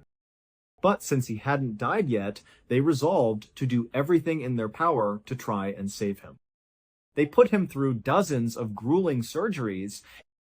One of the most painful procedures involved trying to remove the tiny chemical flecks of phosphorus from the smoke bomb that had embedded themselves in his eyes. Since these chemicals would combust as soon as they made contact with oxygen, every time the surgeons pulled out one of these tiny flecks, it would burst into flames, painfully burning Henry's eyes a little bit more. While Henry was undergoing all of these surgeries, fighting for his life, the rest of his B-29 crew immediately went to their commanding officer. They told him the whole story, what Henry had done, how he had saved all of their lives at the cost of his own body. They were adamant. "You have to put Henry in for the Medal of Honor," they said. The Medal of Honor is the highest and most prestigious award for valor that can be achieved in the U.S. military. After the commanding officer heard the incredible story of what Henry had done, he agreed without hesitation. In record time, he got all the necessary paperwork processed and got Henry approved for the award. But there was a problem. There were no actual physical medals of honor on the island to present to Henry. The officers and the rest of his crew were deeply worried that Henry would die before the actual medal could be shipped out to the island to be given to him. They felt it was critical for him to receive it while he was still alive. It turned out there was only one Medal of Honor on the entire island. It was a display model inside a glass case in a small military museum. So one of the officers from Henry's crew went to the museum, shattered the glass case, took the display medal, and rushed to the hospital. He went straight to Henry's bedside and put the medal around his neck. And after that, somehow, against all odds, Henry just didn't die. After dozens and dozens of more surgeries, Henry actually regained sight in one of his eyes, and he slowly regained the use of most of his body. He had survived the unsurvivable. Henry would later be asked in an interview what it was like to do the very heroic thing that he did. And he would say with incredible understatement, "Well, I only moved the bomb 13 feet. But 13 feet feels like 13 miles when you're on fire." Henry would go on to be honorably discharged from the military. He returned home to Alabama, and he would spend the next 37 years of his life working closely with other burn victims, using his own incredible story to keep them positive and optimistic about their own recovery. He also went on to have a family, 4 children in total, one of whom became an Alabama state senator. In 2002, Henry Irwin died of natural causes. He was 80 years old, having lived a full and meaningful life for decades after an event that should have ended it in a fiery crash in the middle of the Pacific Ocean. Thank you so much for watching. Let me know what you thought of today's episode in the comments.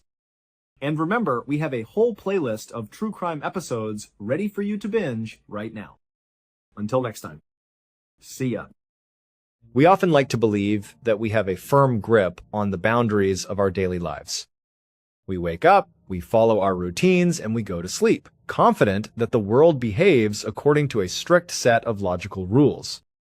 We believe that when a person goes missing, they are simply lost somewhere in the physical world, waiting to be found.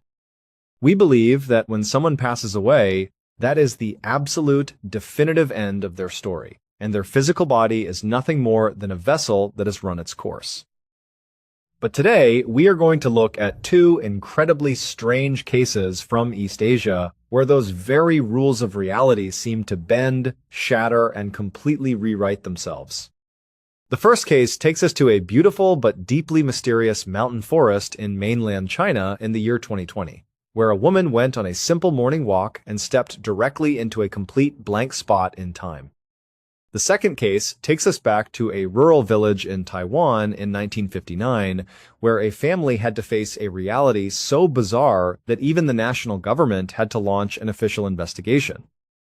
Both of these stories will leave you questioning what is actually possible in the world we live in and how little we truly understand about the human mind, the human spirit, and the forces that exist just outside our field of vision.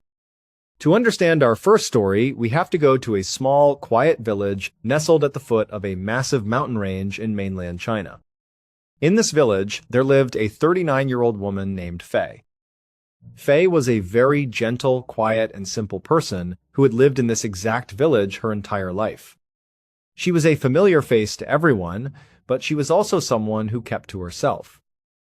She lived a highly predictable and sheltered existence, and this was not by accident. There was a very specific, deeply personal reason why Fei lived her life with such extreme caution. When she was a much younger woman, Fei had been diagnosed with a serious, life-threatening tumor. The medical journey to treat this tumor was incredibly grueling. She had to undergo intensive therapies and take a cocktail of heavy, physically damaging medications for a very long period of time. Fortunately, the treatment was successful, the tumor went away, and she was declared completely free of the disease. But while her body had recovered, her mind had been deeply impacted by the experience. The long years of feeling sick, visiting doctors, and dealing with the harsh side effects of her medication had instilled a permanent sense of fragility in her. Fei grew up believing that she was incredibly delicate, like a piece of fine porcelain that could easily shatter if she took any unnecessary physical risks. Because of this deeply ingrained fear, Fei developed a lifestyle of absolute caution. She avoided any form of physical exertion, she never played sports, she never traveled to unfamiliar cities, and she absolutely refused to go anywhere near the rugged, steep mountain trails that surrounded her village. While her neighbors and family members would regularly venture up into the mountains to gather wood, pick wild herbs, or simply enjoy the fresh air, Fei remained strictly on the paved, flat roads of her village. She felt that as long as she stayed on the flat ground and followed her familiar path, she would remain safe and healthy. Over the years, this desire for safety turned into a highly disciplined, comforting daily routine. Every single morning, Fei would wake up early, put on her favorite bright red winter coat, and step out of her house. She would walk down the quiet village streets to the local convenience store. There, she would take her time browsing the aisles, eventually purchasing a large assortment of sweet pastries, sesame biscuits, and other small snacks. Once she paid the clerk, she would step back outside and decide which of her relatives she would visit that day. She would walk to her parents' house, her sister's house, or back to the home she shared with her husband. She would spend her afternoon sitting with them, sharing her snacks, chatting about the local gossip, and enjoying the quiet comfort of her family. This was her entire life, and while it kept her safe, it also made her quite isolated. She did not really have any close friends, and she rarely did anything purely for fun. She was simply stuck in her safe, predictable ways. But on the morning of the 16th of February 2020, the weather was exceptionally clear and cool, and Fei got out of bed to start her day just like she had thousands of times before. She slipped her arms into the sleeves of her distinctive bright red coat, zipped it up to her chin, and walked out the door. She made her way to the local convenience store, greeted the cashier, and picked out a large selection of her favorite snacks. After paying, she stepped back out onto the main road, holding her bags of food. As she stood there, enjoying a sweet pastry and trying to decide whether she should go visit her sister or head straight back home, she suddenly heard several voices calling out her name from a short distance away. Fei stopped, turned her head, and looked toward the edge of the paved road. Standing at the very top of a dirt trailhead that led directly up into the mountains were 5 people. They were standing in a small cluster, waving their hands and smiling warmly at her.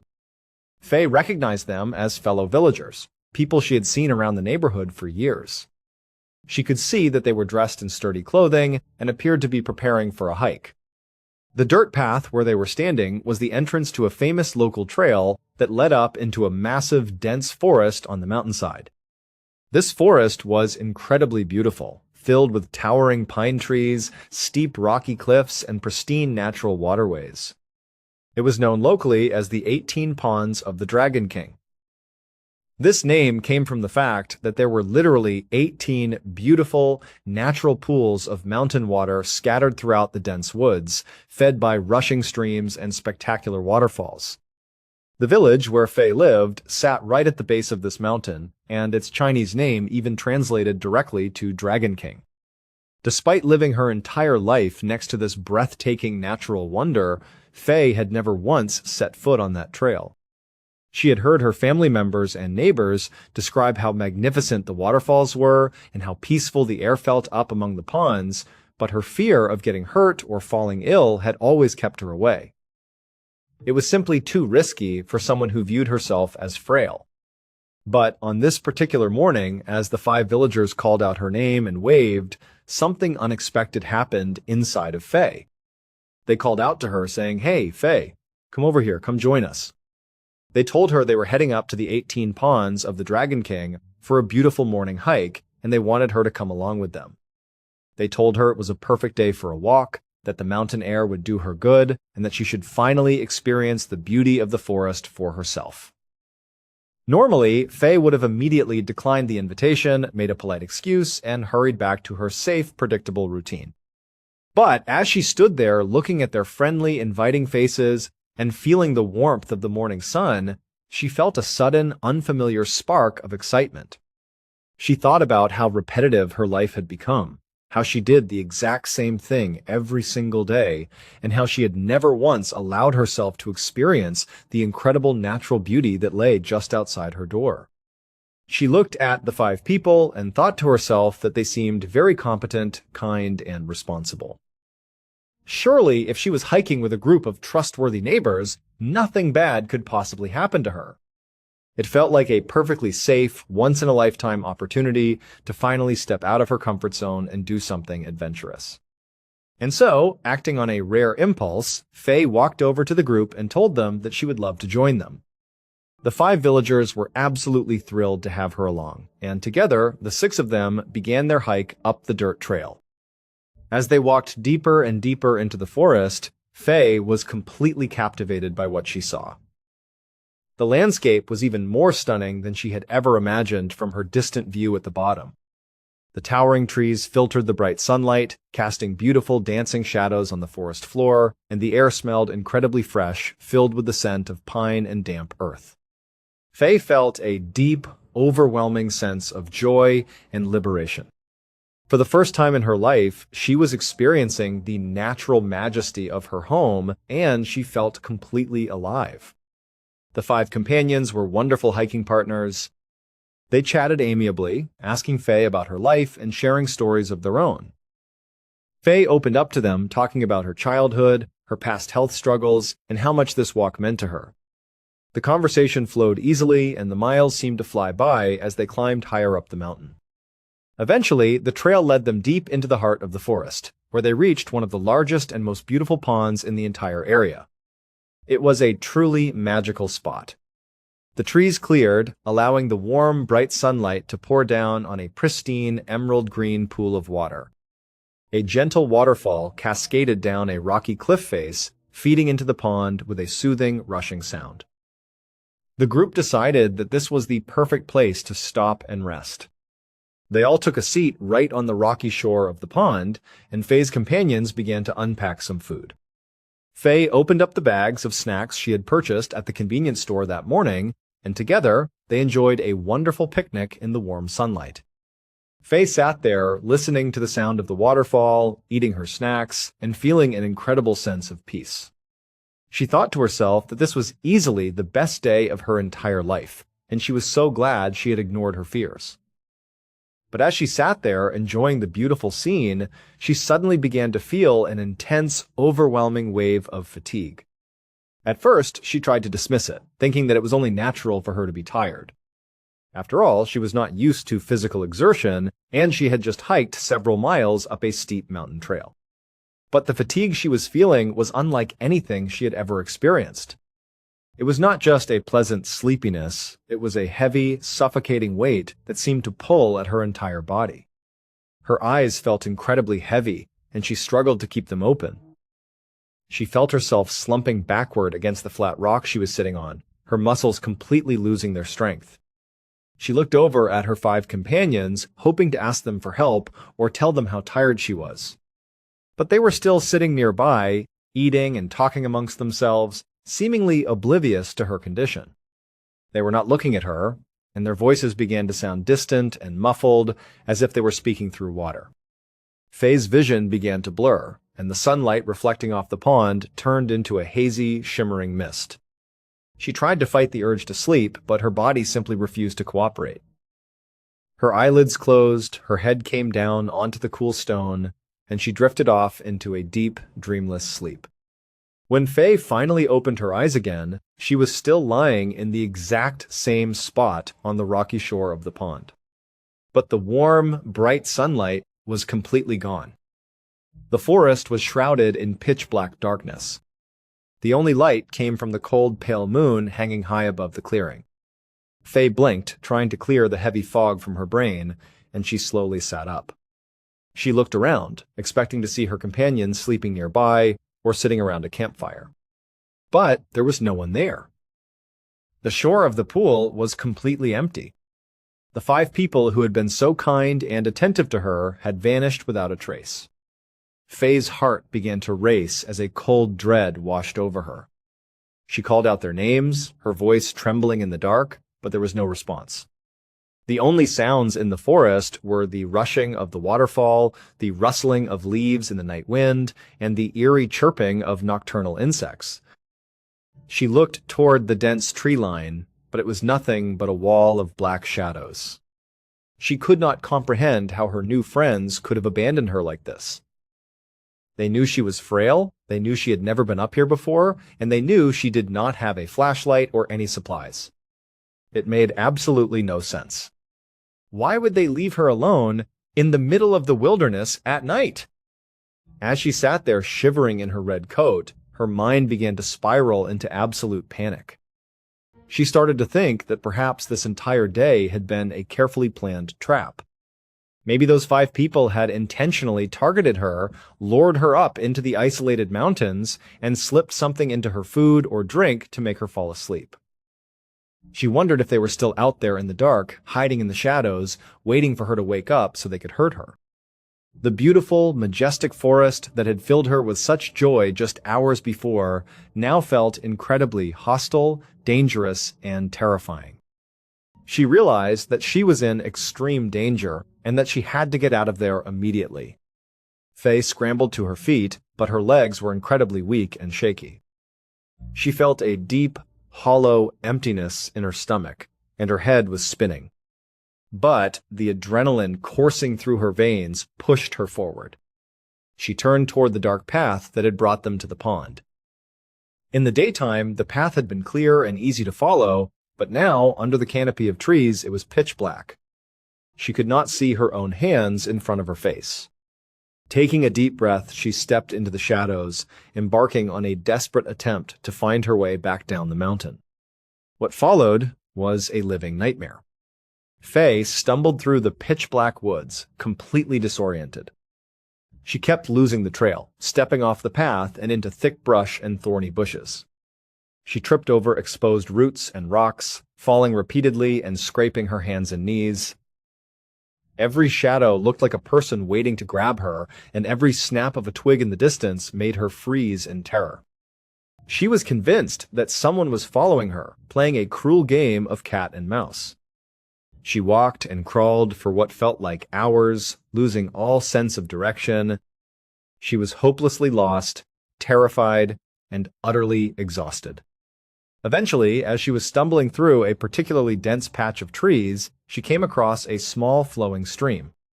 Her throat was incredibly dry, and her body was burning with thirst. She collapsed by the edge of the stream, knelt down, and scooped the cool water into her mouth with her hands.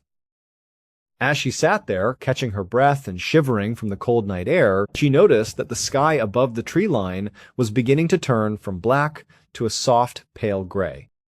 The long, terrifying night was finally coming to an end.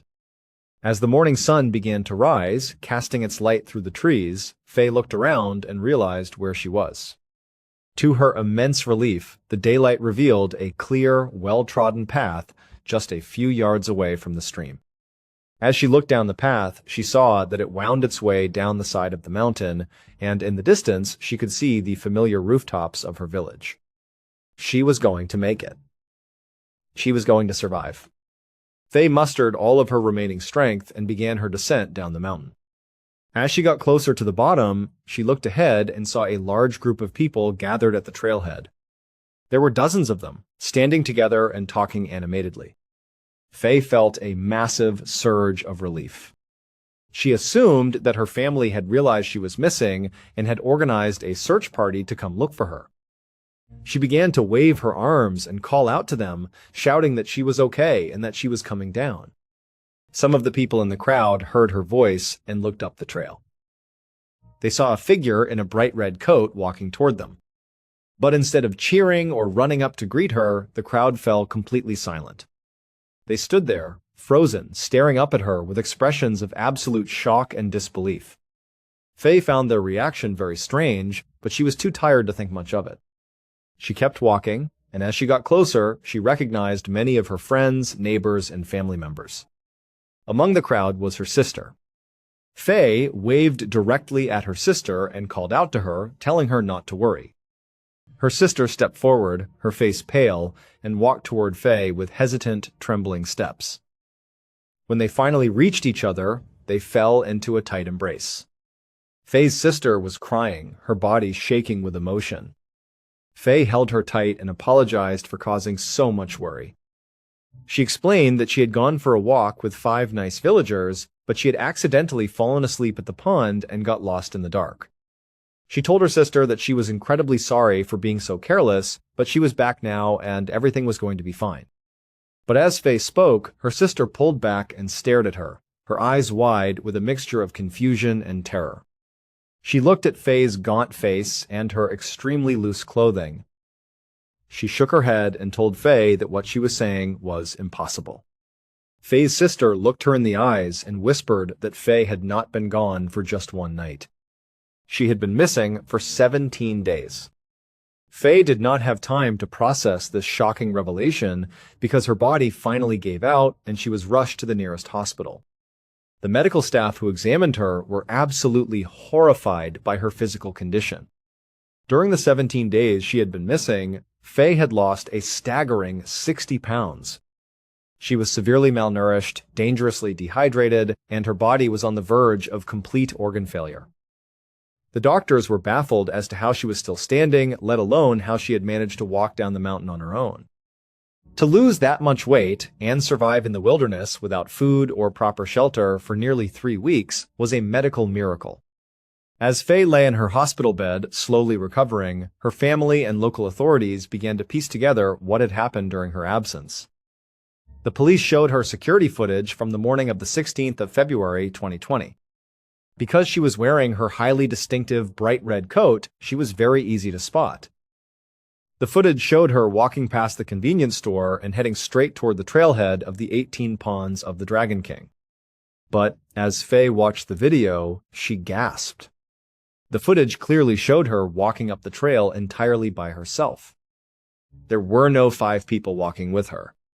There was no group of friendly villagers chatting and laughing by her side. She was completely alone. Faye was deeply confused and insisted that she had been with 5 specific people.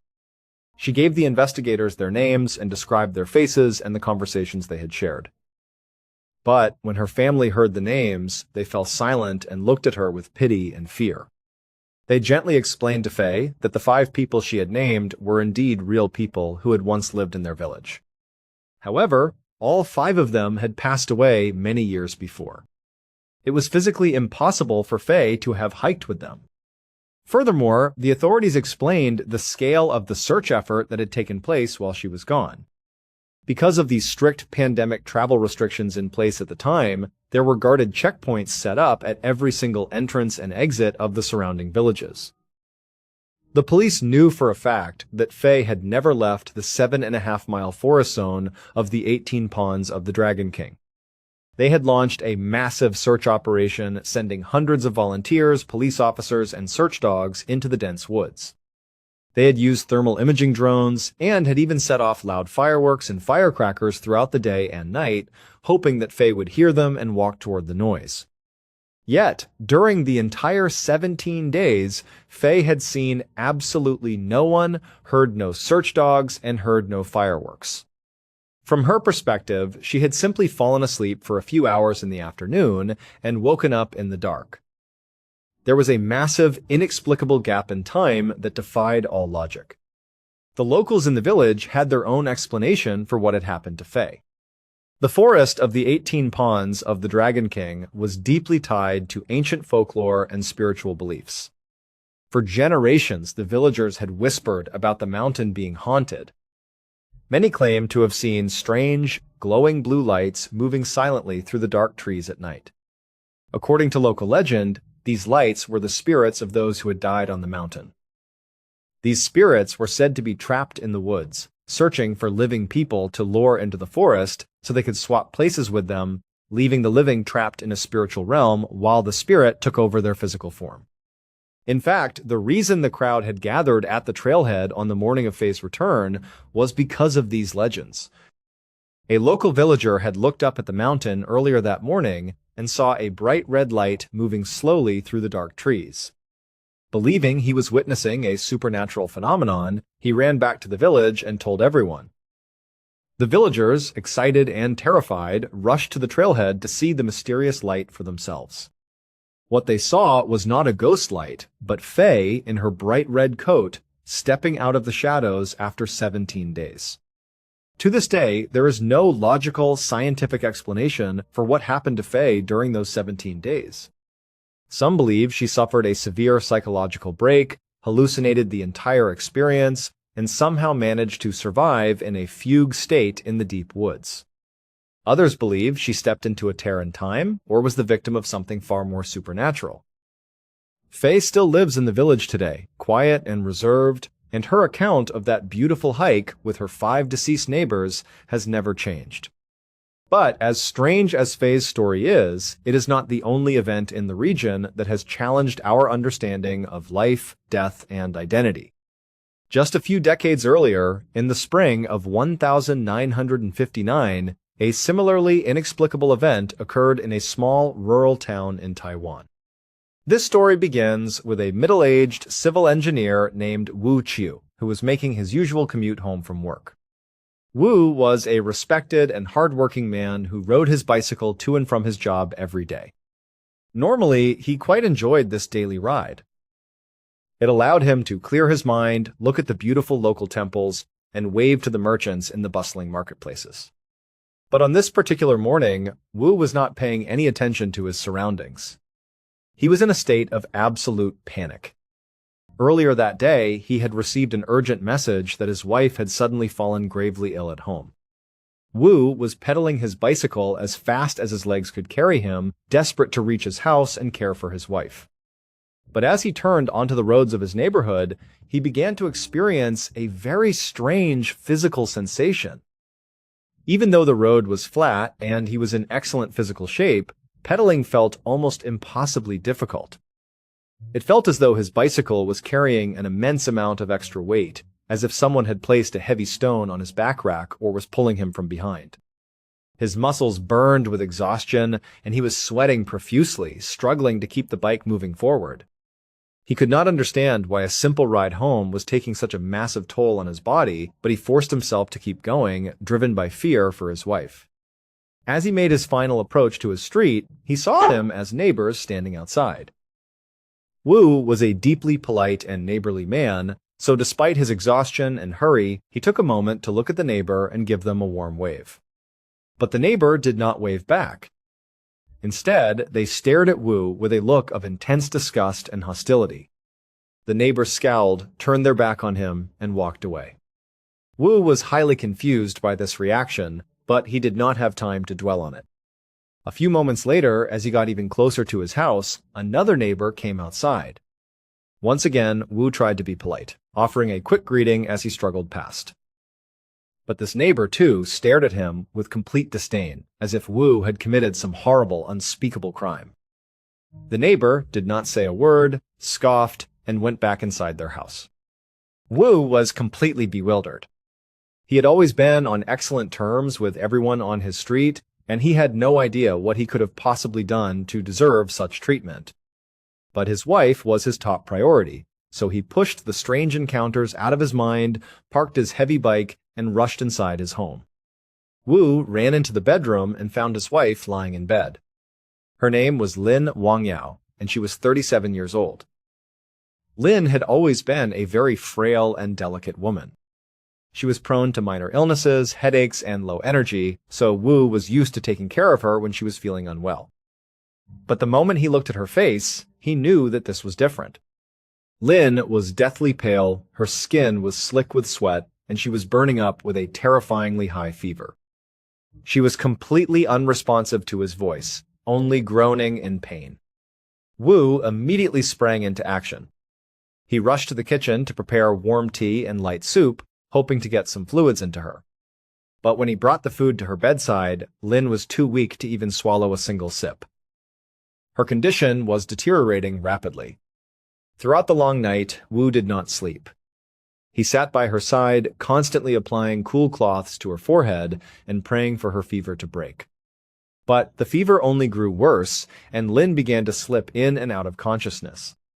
Over the next 2 days, the situation became desperate. Lin stopped responding entirely. She did not eat, she did not drink, and she lay completely still, her breathing shallow and ragged. Wu knew that he had to get her to a hospital. But in 1959, in this remote and rural part of Taiwan, getting medical help was a massive challenge. Wu did not own a car, and there were no emergency services to call. The nearest hospital was miles away, and he could not carry his unconscious wife on his bicycle. He remembered that one of his neighbors owned a donkey cart, which was the only form of transport on their street capable of carrying a sick person.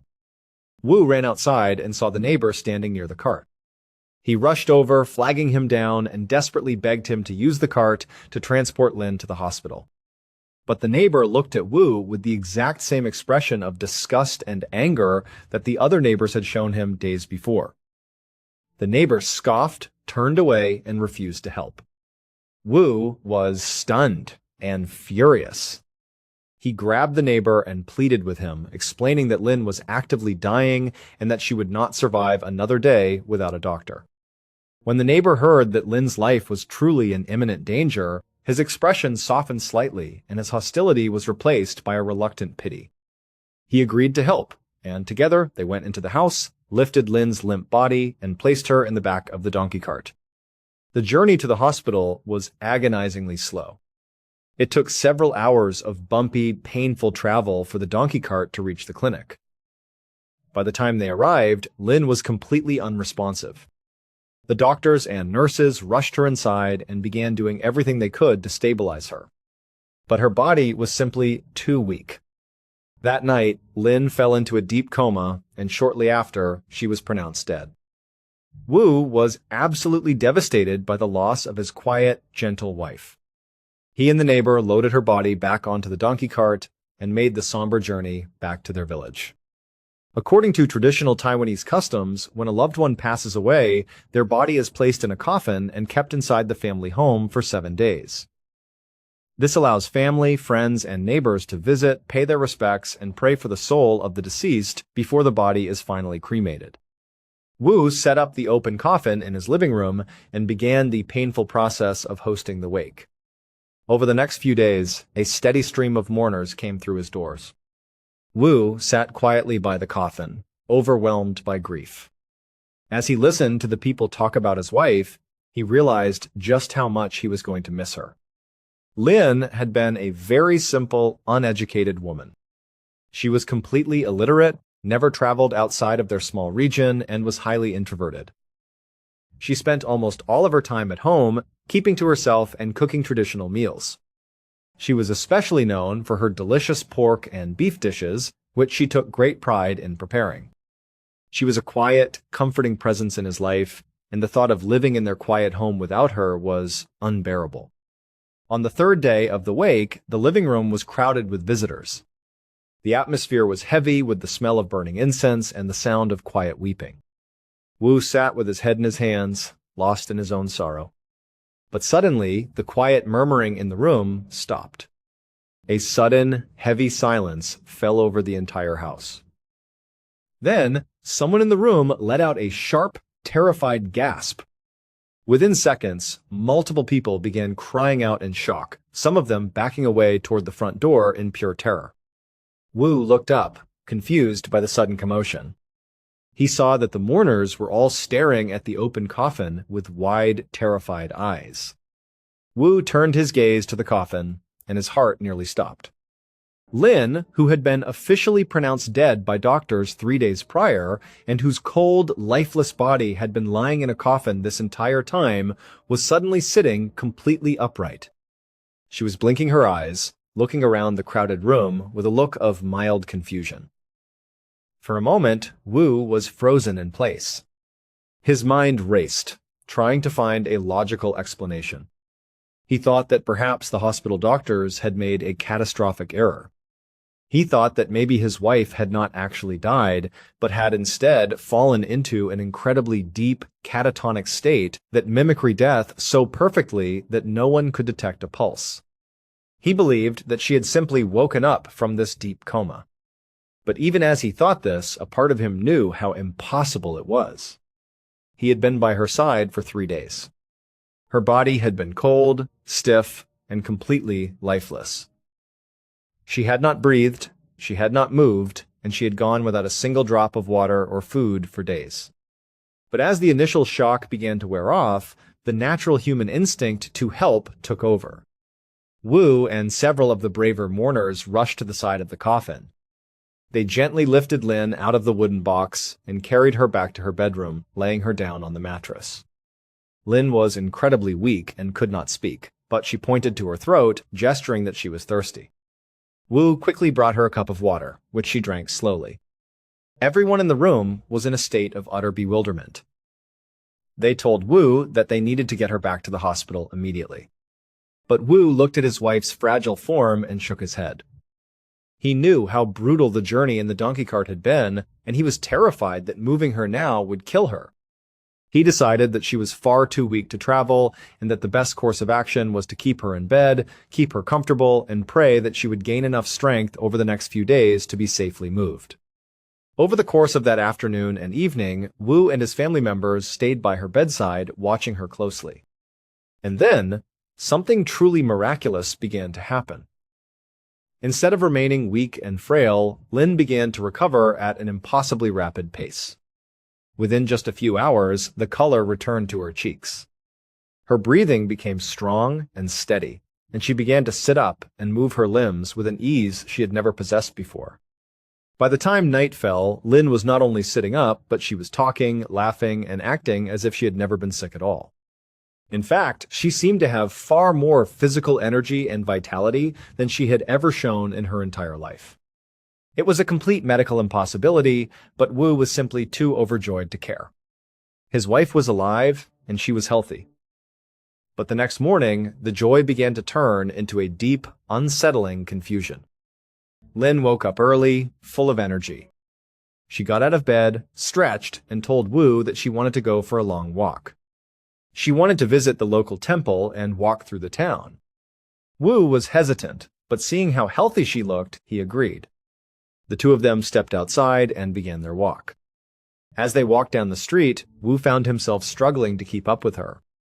Lin was walking at an incredibly brisk, athletic pace, her steps light and energetic.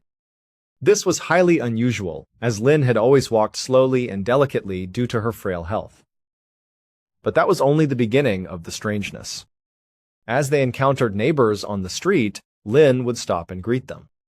But as Wu listened to his wife speak, a chill ran down his spine. The voice coming out of her mouth did not sound like Lin's voice. The tone, the cadence, and the pronunciation were completely different. Most notably, she spoke with a distinct, heavy regional accent from a completely different province of Taiwan, an accent that Lin had never used and had never been exposed to. Over the next few weeks, the changes in Lin became impossible to ignore. She was a completely different person in every imaginable way. The first major shock came when Lin sat down at the kitchen table, picked up a newspaper, and began reading it aloud. Before her illness, Lin had been entirely illiterate. She had never gone to school, and she could not read or write a single character. Yet here she was, reading complex newspaper articles with perfect ease. Not only could she read, but she also began speaking fluent, formal Mandarin. In 1959, many rural Taiwanese villagers only spoke local dialects, and Lin had never known a word of Mandarin. Now, she spoke it with the precision of an educated professional. The second change was her diet and her behavior in the kitchen. Lin had always been an exceptional cook who loved preparing rich meat dishes for her husband. But after her recovery, she refused to touch meat. She declared that she was a strict vegetarian and that the very smell of cooking meat made her feel ill. She stopped cooking her signature dishes entirely, choosing instead to eat only simple vegetables and grains. Furthermore, this quiet, introverted, and submissive woman was now highly outspoken, confident, and sharp-witted. She began talking with incredible detail and authority about complex subjects like business, accounting, and bookkeeping topics that the original Lin had absolutely no knowledge of. One afternoon, Lin sat Wu down and told him that he was wasting his talents working as a civil engineer. She analyzed the local economy with incredible precision and told him that there was a massive, untapped demand for construction supplies in their growing town. She strongly advised him to quit his stable job, take their savings, and open a building materials business. She offered to manage the books and handle the financial accounting herself. Wu was terrified of taking such a massive risk, but his wife spoke with such absolute confidence and authority that he found himself agreeing to her plan. He quit his job and opened the shop. To his absolute amazement, Lin's business instincts were flawless. She took over the accounting, managing the finances with professional efficiency. The business became incredibly successful, and they soon began earning far more money than they ever had before. The story of the woman who rose from the dead and became a brilliant Mandarin-speaking businesswoman spread like wildfire. It became the talk of the entire region, and eventually rumors of this miraculous transformation reached the highest levels of the Taiwanese government. The authorities were deeply skeptical of the supernatural rumors, suspecting that some kind of fraud or psychological trickery was taking place. They decided that they needed to conduct an official investigation to uncover the truth. On the 17th of March, 1962, 3 years after her miraculous awakening, the government officially summoned Lin for questioning. Lin, who was completely unfazed by the government's interest, agreed to go. She was brought to a highly secure military hospital, where she was scheduled to be examined and interviewed by the hospital's chief physician, a highly respected and skeptical military doctor. The chief physician sat in his examination room waiting for the patient. He had read the reports and believed that this was likely a case of severe dissociative identity disorder or a highly elaborate hoax. He was prepared to ask tough, analytical questions to expose the truth. The door opened and Lin walked into the room. She looked like an ordinary, middle-aged village woman. But the moment her eyes met the chief physician's face, she stopped in her tracks. A look of profound recognition washed over her face. She smiled warmly, stepped toward him, and addressed him as Uncle. The chief physician was completely taken aback. He frowned and asked her why she was calling him Uncle, as he had never met her or anyone from her village before. But Lin did not back down. She began speaking to him with incredible familiarity, referencing private family matters and personal details that no stranger could possibly know. The doctor's skepticism began to crumble, replaced by a growing sense of shock. He immediately picked up the telephone and called his wife, asking her to come to the hospital right away without explaining why. An hour later, the doctor's wife arrived at the examination room. She had never met Lin, and she had no idea what this meeting was about. But the moment she walked through the door, Lin looked at her, smiled, and called her Auntie. It was then that Lin sat the couple down and revealed the unbelievable truth. She told them that the body they were looking at belonged to Lin Wangyao, but the spirit living inside of it did not. She explained that her real name was Zhu Shua. The chief physician and his wife gasped. Zhu Shua was the name of their beloved niece. Zhu Shua had been a young, highly educated woman who worked as a bookkeeper. During the chaos of the Chinese Civil War, a year prior to Lin's illness, Zhu Shua had attempted to flee to safety. However, she had gone missing during her journey, and her family had never heard from her again. They had searched for her desperately, but they eventually had to accept the tragic reality that she was likely dead. They had never found her body, and they had never received any closure. Lin, or rather the spirit of Zhu Shua speaking through Lin's body, began to detail exactly what had happened to her. She explained that during her escape, she had been cornered on a beach by a group of local fishermen. The fishermen had robbed her of all her money and belongings, and then, to cover up their crime, they had brutally murdered her and cast her body into the sea. Zhu Shua explained that after her physical death, her soul had been trapped in a state of purgatory, wandering the earthly realm in confusion and grief. She had been unable to move on, anchored by the injustice of her death, but then she felt a powerful pull toward a specific house in a nearby village. She had followed that pull and found Lin Wangyao lying in her bed, her physical body dying of a terrible fever. When Lin's spirit finally left her body and passed on to the afterlife, the physical body was left vacant but still viable. Zhu Shua's spirit, seeing an opportunity to return to the living world and seek justice, stepped into the vacant vessel. She revived the cold body, woke up in the coffin, and had been living as Lin ever since. The chief physician and his wife listened to this story in absolute silence, tears streaming down their faces. As they looked at the woman sitting before them, they realized that her accent, her mannerisms, her posture, and the way she held her hands were identical to their missing niece. This woman possessed all of Zhu Shua's knowledge, her literacy, her fluency in Mandarin, her bookkeeping skills, and her strict vegetarian diet. It was a perfect match. But the chief physician knew that the government would never accept a spiritual explanation without concrete, verifiable proof. He realized that there was one way to test her story. Zhu Shua had claimed that she was murdered by a specific group of local fishermen, and she had even provided the government investigators with their names and the exact location of the crime. The Taiwanese government launched an official investigation into the disappearance of Zhu Shua based on Lin's testimony. They tracked down the names of the fishermen she had provided. To their surprise, they found that almost all of them had already passed away in the years since the war. However, there was one surviving fisherman still living in a quiet coastal village.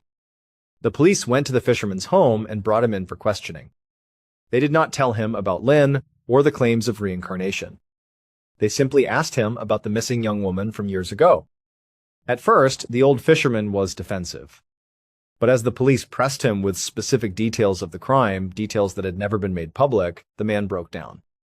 He wept and confessed to the crime. He admitted that his group of fishermen had indeed cornered, robbed, and murdered the young woman on the beach. But then, the fisherman added a detail that sent chills down the investigators' spines. He told the police that during the attack, he had felt an overwhelming sense of guilt. He had tried to stand up to the other fishermen and begged them to spare the girl's life, but they had ignored him and proceeded with the murder anyway.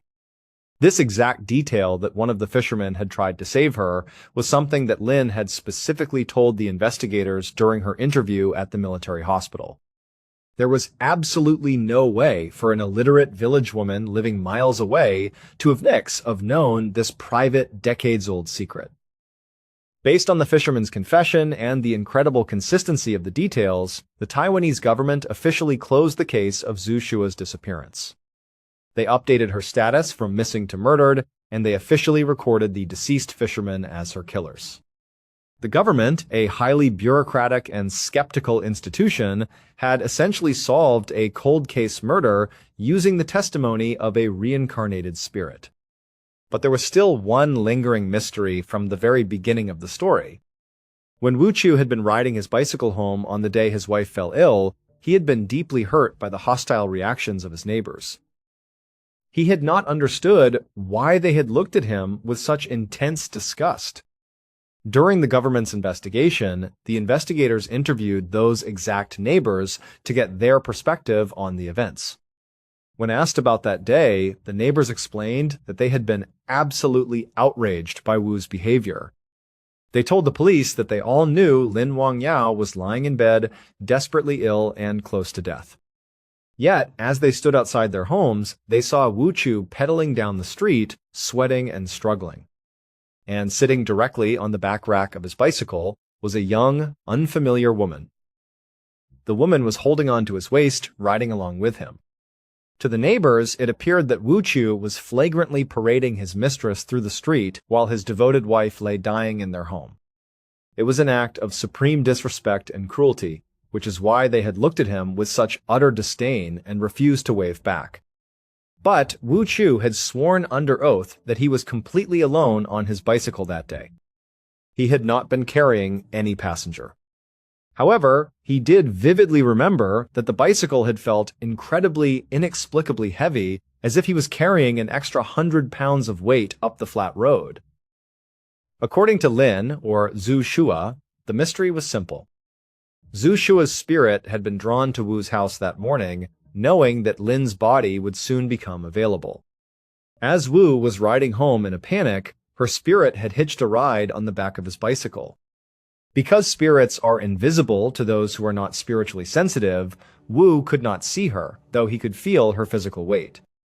But the neighbors, perhaps due to the strange spiritual energy surrounding the impending transition, had briefly seen the form of a young woman riding on the back of the bike.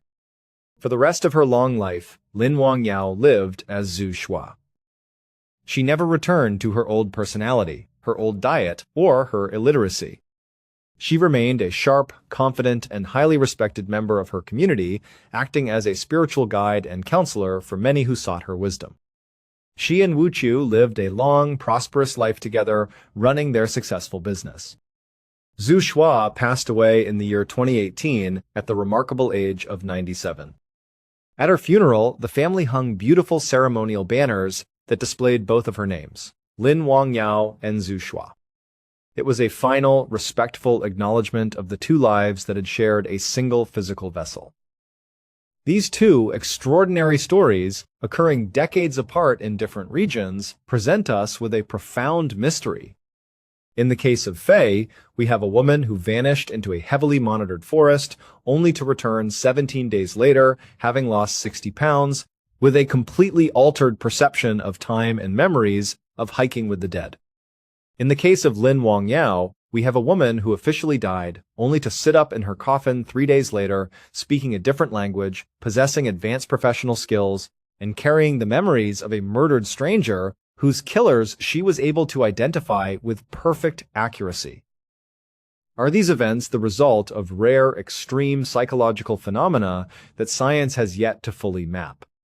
Or did these two women truly step across the invisible boundaries that separate our physical reality from something far more mysterious, vast, and unexplained?